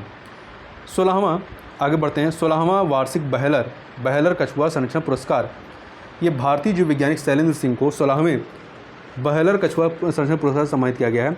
यह पुरस्कार कछुआ संरक्षण और जीव विज्ञान का नोबेल पुरस्कार माना जाता है। उन्हें यह पुरस्कार गंभीर रूप से लुप्तप्राय कछुआ प्रजातियों को विलुप्त होने से बचाने के लिए दिया गया है। ध्यातव्य है कि शैलेंद्र सिंह उत्तर प्रदेश में भारत नेपाल सीमा पर स्थित कतरनिया घाट वन्यजीव अभयारण्य के पास छोटे से गांव के रहने वाले हैं। तीसरे राष्ट्रीय जल पुरस्कार 2020 में उत्तर प्रदेश को प्राप्त पुरस्कारों की बात करें तो 7 जनवरी 2022 को केंद्रीय जल शक्ति मंत्री गजेंद्र सिंह शेखावत ने तीसरे राष्ट्रीय जल पुरस्कारों की घोषणा की। सर्वश्रेष्ठ राज्य श्रेणी में उत्तर प्रदेश को प्रथम स्थान मिला है, जबकि राजस्थान को दूसरा और तमिलनाडु को तीसरा स्थान मिला है। उत्तरी जोन में सर्वश्रेष्ठ जिले का प्रथम पुरस्कार मुजफ्फरनगर उत्तर प्रदेश को मिला है। उत्तर प्रदेश के वाराणसी जिले की बलुआ ग्राम सभा को उत्तरी जोन में सर्वश्रेष्ठ ग्राम पंचायत का तीसरा पुरस्कार मिला है। उत्तर प्रदेश हिंदी संस्थान पुरस्कार 2020 के बारे में बात करें तो 1 अक्टूबर 2021 को उत्तर प्रदेश हिंदी संस्थान ने वर्ष 2020 के सम्मानों और पुरस्कारों की घोषणा की है। वर्ष 2020 के लिए प्रदत्त प्रमुख पुरस्कारों में भारत भारती सम्मान पांडे शशि भूषण सितांशु जी को दिया गया है, जबकि 2019 का यह पुरस्कार डॉक्टर सूर्यबाला को दिया गया था। लोहिया साहित्य सम्मान डॉक्टर राम कठिन सिंह को, हिंदी गौरव सम्मान भगवान सिंह को, महात्मा गांधी साहित्य सम्मान डॉक्टर महेंद्र मधुकर मुजफ्फरपुर के हैं, बिहार के, पंडित दीनदयाल उपाध्याय साहित्य सम्मान डॉक्टर देवेंद्र दीपक को, अवंतीबाई साहित्य सम्मान डॉक्टर सितेश आलोक को, राजश्री पुरुषोत्तम दास टंडन सम्मान जो है ये गुजरात प्रांतीय राष्ट्रभाषा प्रचार समिति को, लोक भूषण सम्मान डॉक्टर जयप्रकाश मिश्र को, कला भूषण सम्मान सुशील कुमार सिंह को, विद्या भूषण सम्मान गिरीश्वर मिश्र को, विज्ञान भूषण सम्मान डॉक्टर दुर्गा दत्त ओझा को, पत्रकारिता भूषण सम्मान राम बहादुर राय को, प्रवासी भारतीय हिंदी भूषण सम्मान जो है ये पुष्पिता अवस्थी को, नीदरलैंड के हैं, हिंदी विदेश प्रसार सम्मान रेखा राजवंशी बंसल ये ऑस्ट्रेलिया के सिडनी की हैं, बाल साहित्य भारती सम्मान ये डॉक्टर राकेश चक्र मुरादाबाद व घमंडी लाल अग्रवाल हरियाणा के गुरुग्राम के हैं, मधु लिमये साहित्य सम्मान डॉक्टर दिलीप सिंह जो कि अमरकंटक के इनको दिया गया है। वहीं पंडित श्री नारायण चतुर्वेदी साहित्य सम्मान सुभाष चंद्र को, विधि भूषण सम्मान संतोष खन्ना को, साहित्य भूषण सम्मान कई लोगों को दिया गया, इतने नामों को याद रखने की जरूरत नहीं है आपको। आगे चलते हैं। मदन मोहन मालवीय विश्वविद्यालय सम्मान जो है ये डॉक्टर गीता सिंह को आजमगढ़ की व डॉक्टर रामकृष्ण को दिया गया है। उत्तर प्रदेश बाल साहित्य सम्मान की बात करें, अक्टूबर 2021 में उत्तर प्रदेश हिंदी संस्थान द्वारा उत्तर प्रदेश बाल साहित्य सम्मान 2020 की घोषणा की गई है। इसमें प्रमुख पुरस्कार प्राप्तकर्ता कौन है? सुभद्रा कुमारी चौहान बाल साहित्य सम्मान डॉक्टर मंजरी शुक्ला को, सोहन लाल द्विवेदी कविता सम्मान श्याम पलट पांडे को, अमृत लाल नागर बाल कथा सम्मान डॉक्टर अनीता भटनागर जैन को, डॉक्टर राम कुमार वर्मा बाल नाटक सम्मान रविंद्र प्रताप सिंह को, जगपति चतुर्वेदी बाल विज्ञान लेखन सम्मान कल्पना कुलश्रेष्ठ को, उमाकांत मालवीय युवा बाल साहित्य सम्मान सिराज अहमद को, लल्ली प्रसाद पांडे बाल साहित्य पत्रकारिता सम्मान श्याम नारायण श्रीवास्तव को। वहीं एक सेकंड, उत्तर प्रदेश संस्कृत संस्थान पुरस्कार 2020 की बात करें तो 20 अगस्त 2021 को उत्तर प्रदेश संस्कृत संस्थान लखनऊ ने वर्ष 2020 के पुरस्कारों की घोषणा की। विश्व भारती पुरस्कार प्रोफेसर ओम प्रकाश पांडे, महर्षि वाल्मीकि पुरस्कार डॉक्टर बिशन लाल गौंड, महर्षि व्यास पुरस्कार डॉक्टर कमला पांडे को, महर्षि नारद पुरस्कार चंद्रगुप्त श्रीधर वर्णेकर को।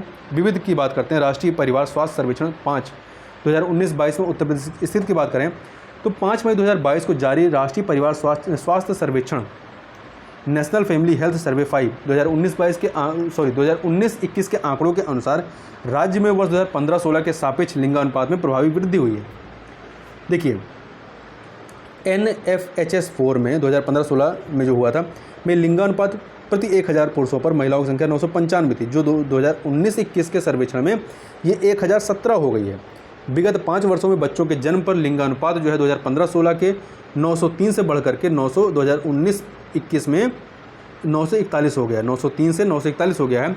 राष्ट्रीय परिवार स्वास्थ्य सर्वेक्षण 4 2015-16 में प्रदेश में खाना पकाने के लिए स्वच्छ ईंधन का इस्तेमाल करने वाले परिवारों का प्रतिशत 32.7 था, जो नवीनतम सर्वेक्षण में बढ़ करके 49.5% हो गया है। नवीनतम सर्वेक्षण में सैनिटेशन सुविधा का उपयोग करने वाले परिवारों का प्रतिशत 36.4% से बढ़ करके 68.8%, 36.4 से 68.8% हो गया है।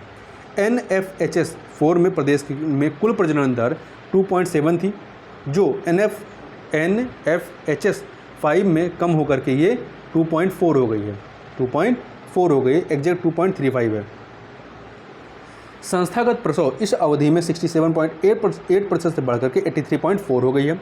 नवजात शिशु मृत्यु दर प्रति 1000 जीवित जन्म पर 45.1% से कम होकर के 35.7% हो गई है। शिशु मृत्यु दर प्रति 1000 जीवित जन्म पर 63.5% से घट करके 50.4% हो गई है। 5 वर्ष से कम आयु के बच्चों की मृत्यु दर प्रति 1000 जीवित जन्म पर 78.1 से घट करके 59.8 रह गई है। NFHS 4 में प्रदेश के संस्थागत प्रसव का प्रतिशत 67.8 था, जो NFHS 5 के दौरान 83.4 की स्तर पहुंच गया है। NFHS 5 2019-21 के अनुसार गर्भावस्था के दौरान एनीमिया से प्रभावित होने वाली महिलाओं की संख्या में NFHS 4 की तुलना में 5.1% की कमी अर्थात 51% से घट करके 45.9% हो गया है, आ गई है, जो राष्ट्रीय स्तर पर दर्ज 1.8% की कमी से अधिक है। राष्ट्रीय स्तर पर 1.8% कमी हुई है, जबकि उत्तर प्रदेश में 5.1% की कमी हुई है। आगे चलते हैं। इसी अवधि में प्रदेश में 5 वर्ष से कम आयु के बच्चों में वृद्धि अवरोध स्टनिंग के मामले 6.6% की कमी दर्ज की गई है। ये 46.3 से घट करके 39.7 हो गई है, जो राष्ट्रीय स्तर पर दर्ज की गई कमी 2.9% से अधिक है। इसी अवधि में प्रदेश में 5 वर्ष से कम आयु के सामान्य से कम वजन वाले बच्चों के मामले में 7.4% की कमी आई है। 39.5 से घट करके 32.1 आ गया है, जो जबकि राष्ट्रीय स्तर पर यह कमी 3.7% दर्ज की गई है। ई पेंशन पोर्टल के बारे में बात करें तो 1 मई 2022 को अंतर्राष्ट्रीय मजदूर दिवस के अवसर पर मुख्यमंत्री योगी आदित्यनाथ ने सेवानिवृत्त सरकारी कर्मचारियों की पेंशन का पारदर्शी और परेशानी मुक्त वितरण सुनिश्चित करने के लिए ई पेंशन पोर्टल का शुभारंभ किया है। इससे राज्य के लगभग 11.5 लाख पेंशन भोगियों को लाभ मिलेगा। बुजुर्ग संतों, पुजारियों, पुरोहितों के कल्याण के लिए बोर्ड 20 अप्रैल 2022 को मुख्यमंत्री योगी आदित्यनाथ के समक्ष पर्यटन एवं संस्कृति क्षेत्र के विभागों ने प्रस्तुतिकरण रखा है। इसमें लोक कल्याण संकल्प पत्र 2022 के अनुरूप बुजुर्ग संतों, पुजारियों एवं पुरोहितों के कल्याण के लिए एक बोर्ड के गठन का प्रस्ताव किया गया है। इस कल्याण बोर्ड के तहत संतों और पुजारियों को स्वास्थ्य बीमा और अन्य कल्याणकारी सुविधाएं प्रदान की जाएंगी। उत्तर प्रदेश देश का पहला राज्य होगा जहां इस प्रकार के बोर्ड का गठन किया जाएगा। राज्य ऊर्जा और जलवायु सूचकांक 11 अप्रैल 2022 को नीति आयोग ने राज्य ऊर्जा और जलवायु सूचकांक राउंड 1 का शुभारंभ किया। संबंधित रिपोर्ट में उत्तर प्रदेश को लक्ष्य प्राप्तकर्ता अचीवर की श्रेणी में रखा गया है। इस सूचकांक में राज्य ने 41 स्कोर के साथ 13वां स्थान प्राप्त किया है। कौन सा स्थान? 13वां स्थान। मुख्यमंत्री जन आरोग्य मेला 10 अप्रैल 2022 को मुख्यमंत्री योगी आदित्यनाथ ने गोरखपुर जिले के जंगल कौड़िया ब्लॉक के प्राथमिक स्वास्थ्य केंद्र पर मुख्यमंत्री जन आरोग्य मेले की शुरुआत की। तो इस मुख्यमंत्री आरोग्य मेला प्रत्येक रविवार को प्रदेश के सभी प्राथमिक स्वास्थ्य केंद्रों पर आयोजित किया जा रहा है। इसमें सभी लोगों को बिना भेदभाव के निःशुल्क चिकित्सीय परामर्श, निःशुल्क जांचें एवं दवाएं उपलब्ध कराई जाती हैं। मेले में सरकार की स्वास्थ्य योजनाओं का प्रचार प्रसार के साथ साथ ही लोगों को उत्तम स्वास्थ्य के प्रति जागरूक भी किया जाता है। प्रदेश सरकार द्वारा प्रदेश में वर्ष 2020 में आरोग्य मेलों का आयोजन करना शुरू किया गया था। कोरोना काल में इसे स्थगित कर दिया गया था, फिर से प्रारंभ किया गया है। विशेष संचारी रोग नियंत्रण एवं दस्तक अभियान 2 अप्रैल 2022 को उत्तर प्रदेश के मुख्यमंत्री योगी आदित्यनाथ ने सिद्धार्थनगर जिले में विशेष संचारी रोग नियंत्रण एवं दस्तक अभियान के इस वर्ष के प्रथम चरण का शुभारंभ किया है। कहाँ पे? सिद्धार्थनगर में। जापानी encephalitis, acute encephalitis syndrome, diarrhoea और मलेरिया आदि संचारी रोगों से बचाव हेतु अभियान का यह चरण 30 अप्रैल 2022 तक चलाया जाएगा। घर घर दस्तक अभियान के तहत आशा कार्यकर्तियों ने 15 से 30 अप्रैल के बीच हर घर पर जाकर के लोगों को दिमागी बुखार से बचाव तथा हल्के लक्षणों एवं उपचार सुविधाओं के प्रति जागरूक किया है। लखनऊ में देश का पहला ग्रीन बूथ।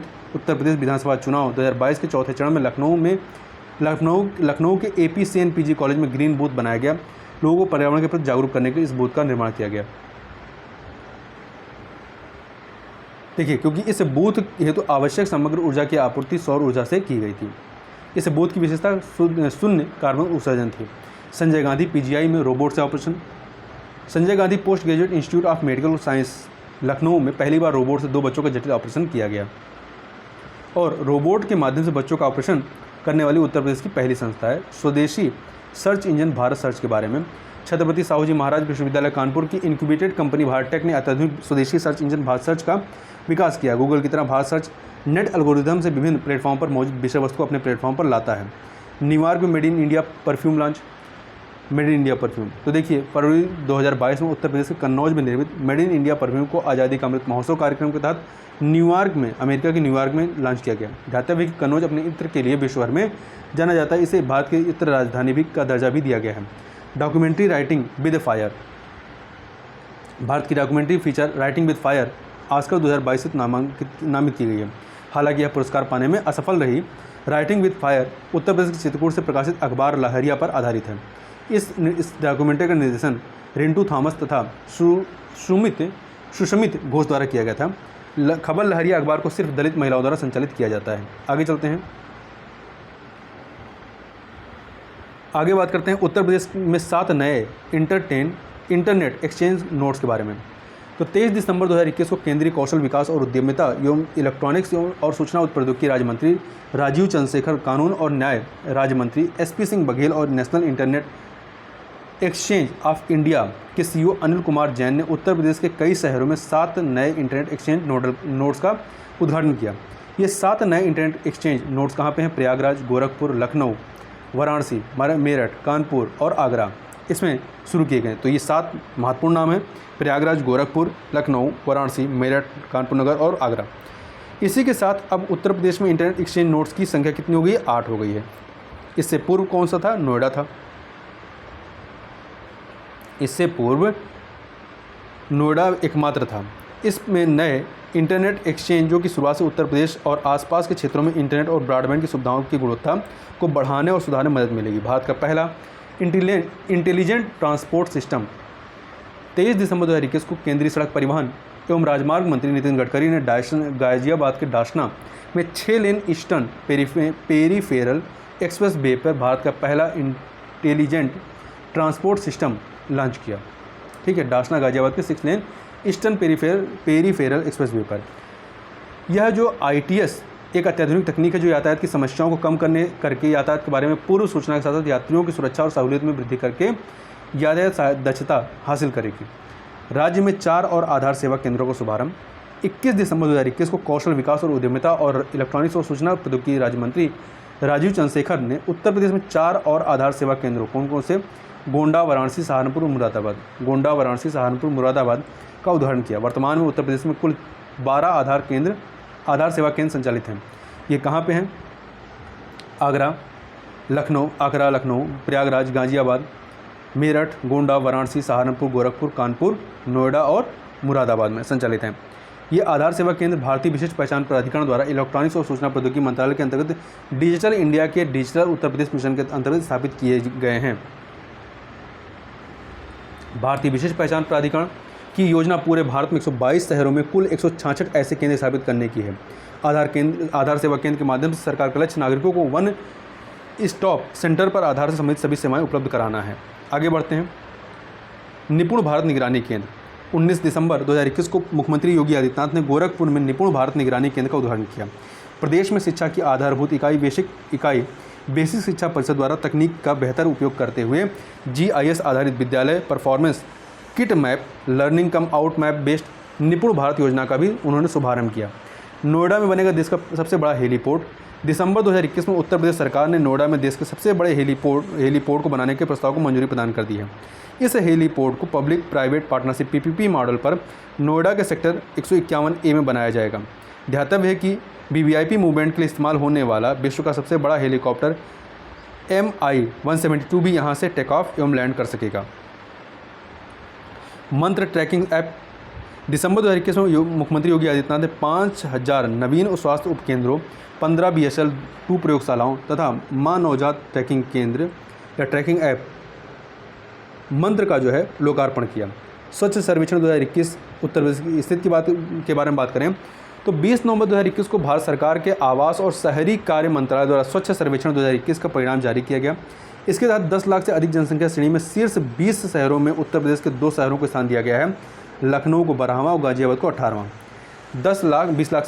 20 शहरों में 10 लाख से अधिक जनसंख्या वालों में 10 लाख से अधिक जनसंख्या श्रेणी में कानपुर को 21वां, आगरा को 24वां, प्रयागराज को 26वां, मेरठ को 27वां और वाराणसी को 30वां स्थान दिया गया है। 1 से 10 लाख जनसंख्या श्रेणी में उत्तर प्रदेश के शहरों में नोएडा को 4था, झांसी को 18वां, अलीगढ़ को 34वां, फिरोजाबाद को 60वां स्थान दिया गया है।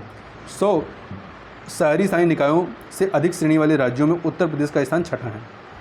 गांव नगरों की रैंकिंग में 1 लाख से अधिक जनसंख्या वाले गंगा नगरों की रैंकिंग में 1 लाख से अधिक जनसंख्या वाले गंगा नदी किनारे बसे नगर में वाराणसी नगर को शीर्ष स्थान प्राप्त हुआ है। 1 लाख से कम जनसंख्या वाले नगरों में की श्रेणी में कन्नौज प्रथम स्थान पर है और बिजनौर दूसरे स्थान पर है। फैजाबाद जंक्शन का नाम परिवर्तन, इसका नाम बदल करके अयोध्या कैंट रेलवे स्टेशन कर दिया गया है। आगे चलते हैं। उत्तर प्रदेश में पारदर्शी कंपोजिट सिलेंडर। 1 नवंबर 2021 को मुख्यमंत्री योगी आदित्यनाथ ने प्रदेश में पारदर्शी कंपोजिट सिलेंडर लॉन्च किया। इसका निर्माण IOCL द्वारा किया गया है। इसे इंडियन द्वारा लखनऊ, गोरखपुर, प्रयागराज, वाराणसी और कानपुर में घर घर पहुँचाने की योजना है। लखनऊ, गोरखपुर, प्रयागराज, वाराणसी और कानपुर। 6ठी बटालियन। हाल ही में उत्तर प्रदेश सरकार द्वारा अयोध्या में उत्तर प्रदेश विशेष सुरक्षा बल यूपीएसएसएफ की 6ठी बटालियन स्थापित किए जाने का यह निर्णय लिया गया है। यूपीएसएसएफ का गठन सितंबर 2020 में प्रदेश के कोर मुख्य धार्मिक स्थलों एवं प्रतिष्ठानों की सुरक्षा के लिए किया गया है। परिणाम स्वरूप जून 2021 में यूपीएसएसएफ की 5 बटालियन गठित की गई थी, जिनमें लखनऊ, गोरखपुर, प्रयागराज, मथुरा व सहारनपुर की बटालियन शामिल। अब 6ठा बटालियन जो है स्थापित की जा रही है। लखीमपुर खीरी हिंसा की जांच हेतु आयोग, इसकी जांच हेतु जो है एक सदस्यीय आयोग का गठन किया गया। किसकी अध्यक्षता में? उच्च न्यायालय, इलाहाबाद उच्च न्यायालय के सेवानिवृत्त न्यायाधीश न्यायमूर्ति प्रदीप कुमार श्रीवास्तव की अध्यक्षता में। 3 अक्टूबर 2021 को लखीमपुर खीरी के तिकोनिया क्षेत्र में हुई इस हिंसा में 8 लोगों की मृत्यु हो गई थी। NIRF इंडिया रैंकिंग 2021 में उत्तर प्रदेश की स्थिति की बात करें तो 9 दिसंबर 2021 को केंद्रीय शिक्षा मंत्री धर्मेंद्र प्रधान ने नेशनल इंस्टीट्यूशनल रैंकिंग फ्रेमवर्क के अंतर्गत देश में उच्च शिक्षण संस्थानों की इंडिया रैंकिंग 2021 जारी की। इस रैंकिंग में समग्र श्रेणी में शीर्ष 10 में उत्तर प्रदेश के 2 संस्थानों IIT कानपुर और बनारस हिंदू विश्वविद्यालय को स्थान मिला है। IIT कानपुर और बनारस हिंदू विश्वविद्यालय को रैंकिंग में IIT कानपुर को 5वां और BHU को 10वां स्थान, अलीगढ़ मुस्लिम विश्वविद्यालय को 18वां, IIT BHU वाराणसी को 28वां, MT विश्वविद्यालय गौतम बुद्ध नगर को 43वां, King George medical university Lucknow को 60वां, शिव नाडार विश्वविद्यालय गौतम बुद्ध नगर को 84वां, मोतीलाल नेहरू राष्ट्रीय प्रौद्योगिकी संस्थान प्रयागराज को 88वां स्थान दिया गया है। ध्यातव्य है कि इस रैंकिंग में IIT मद्रास शीर्ष स्थान पर रहा है। मिशन शक्ति का 3य चरण 21 अगस्त 2021 को केंद्रीय मंत्री निर्मला सीतारमण ने लखनऊ में मिशन शक्ति के 3य चरण का शुभारंभ किया। कार्यक्रम के दौरान मुख्यमंत्री योगी आदित्यनाथ ने कन्या सुमंगला योजना के अंतर्गत 1.55 लाख पात्र बालिकाओं को अनुदान राशि का ऑनलाइन हस्तांतरण किया। प्रदेश की महिलाओं की सुरक्षा के संवर्धन और उन्हें समर्थन व स्वावलंबी बनाने हेतु नारी सशक्तिकरण का यह 3रा चरण आरंभ किया गया। मिशन शक्ति के 3रे चरण में महिलाओं को रोजगार से जोड़ने पर मुख्य ध्यान केंद्रित किया गया है। मिशन शक्ति मूलतः प्रदेश में अक्टूबर 2020 से शुरू किया गया था। मिशन शक्ति का 3य चरण 31 दिसंबर 2021 तक संचालित हुआ। Uttar Pradesh institute of forensic sciences, तो गृह मंत्री अमित शाह ने लखनऊ में इसकी आधारशिला रखी। पुलिस प्रशासन और फॉरेंसिक विज्ञान के क्षेत्र में अध्ययन हेतु उत्तर प्रदेश सरकार द्वारा लखनऊ की सरोजनी नगर तहसील में इस इंस्टीट्यूट की स्थापना की जा रही है। 28 मई 2021 को Uttar Pradesh institute of forensic sciences और डॉक्टर APJ अब्दुल कलाम प्राविधिक विश्वविद्यालय लखनऊ के मध्य समझौता ज्ञापन हस्ताक्षर हुआ था। समझौते के तहत दोनों संस्थान संयुक्त रूप से पुलिस और फॉरेंसिक विज्ञान में नवीनतम प्रौद्योगिकी के अनुप्रयोग के तरीकों को विकसित करने और मानक संचालन प्रक्रियाओं को तैयार करने का कार्य करेंगे। उत्तर प्रदेश में 2021-22 में पौधारोपण का लक्ष्य 25 जून 2021 को उत्तर प्रदेश मंत्रिमंडल की बैठक में 2021-22 में 30 करोड़ पौधारोपण हेतु प्रदेश के समस्त शासकीय विभागों, न्यायालय परिसरों, कृषकों, संस्थाओं, व्यक्तियों, शिक्षण संस्थानों आदि को वन एवं वन्यजीव विभाग को पौधशालाओं से निःशुल्क पौधे यूकेलिप्टस और पॉपुलर को छोड़कर उपलब्ध कराए जाने संबंधित प्रस्ताव को मंजूरी प्रदान की गई है। उल्लेखनीय कि उत्तर प्रदेश सरकार द्वारा वर्ष 2021-22 में 30 करोड़ पौधारोपण का लक्ष्य निर्धारित किया गया है। देखिए, वृक्षारोपण जन आंदोलन 2021-22 का उद्देश्य प्रदेश के वातावरण में वृद्धि, जैव विविधता का संरक्षण तथा विकास तथा जन सहयोग से वानिकी को जन आंदोलन बनाया जाना था। GEM पोर्टल से खरीदारी में उत्तर प्रदेश शीर्ष पर है। उत्तर प्रदेश सरकार द्वारा उपलब्ध कराए गए आंकड़ों के अनुसार पिछले 5 वर्षों में GEM पोर्टल से की गई खरीदारी में उत्तर प्रदेश देश में शीर्ष स्थान पर है। गुजरात दूसरे स्थान पर है, मध्य प्रदेश तीसरे स्थान पर है। वर्ष 2016 में सरकारी खरीद प्रक्रिया से पारदर्शिता लाने हेतु GEM पोर्टल लॉन्च किया गया था। आपसे प्रश्न ये है कि GEM का फुल फॉर्म क्या है? तो इस प्रकार से यहाँ पर यूपी संबंधित सभी महत्वपूर्ण जो भी करंट अफेयर हो सकता है उसको यहाँ पर इस वीडियो में हमने कवर किया। तो इस वीडियो में बस इतना ही। मिलते हैं नेक्स्ट वीडियो, तब तक के लिए बहुत बहुत धन्यवाद।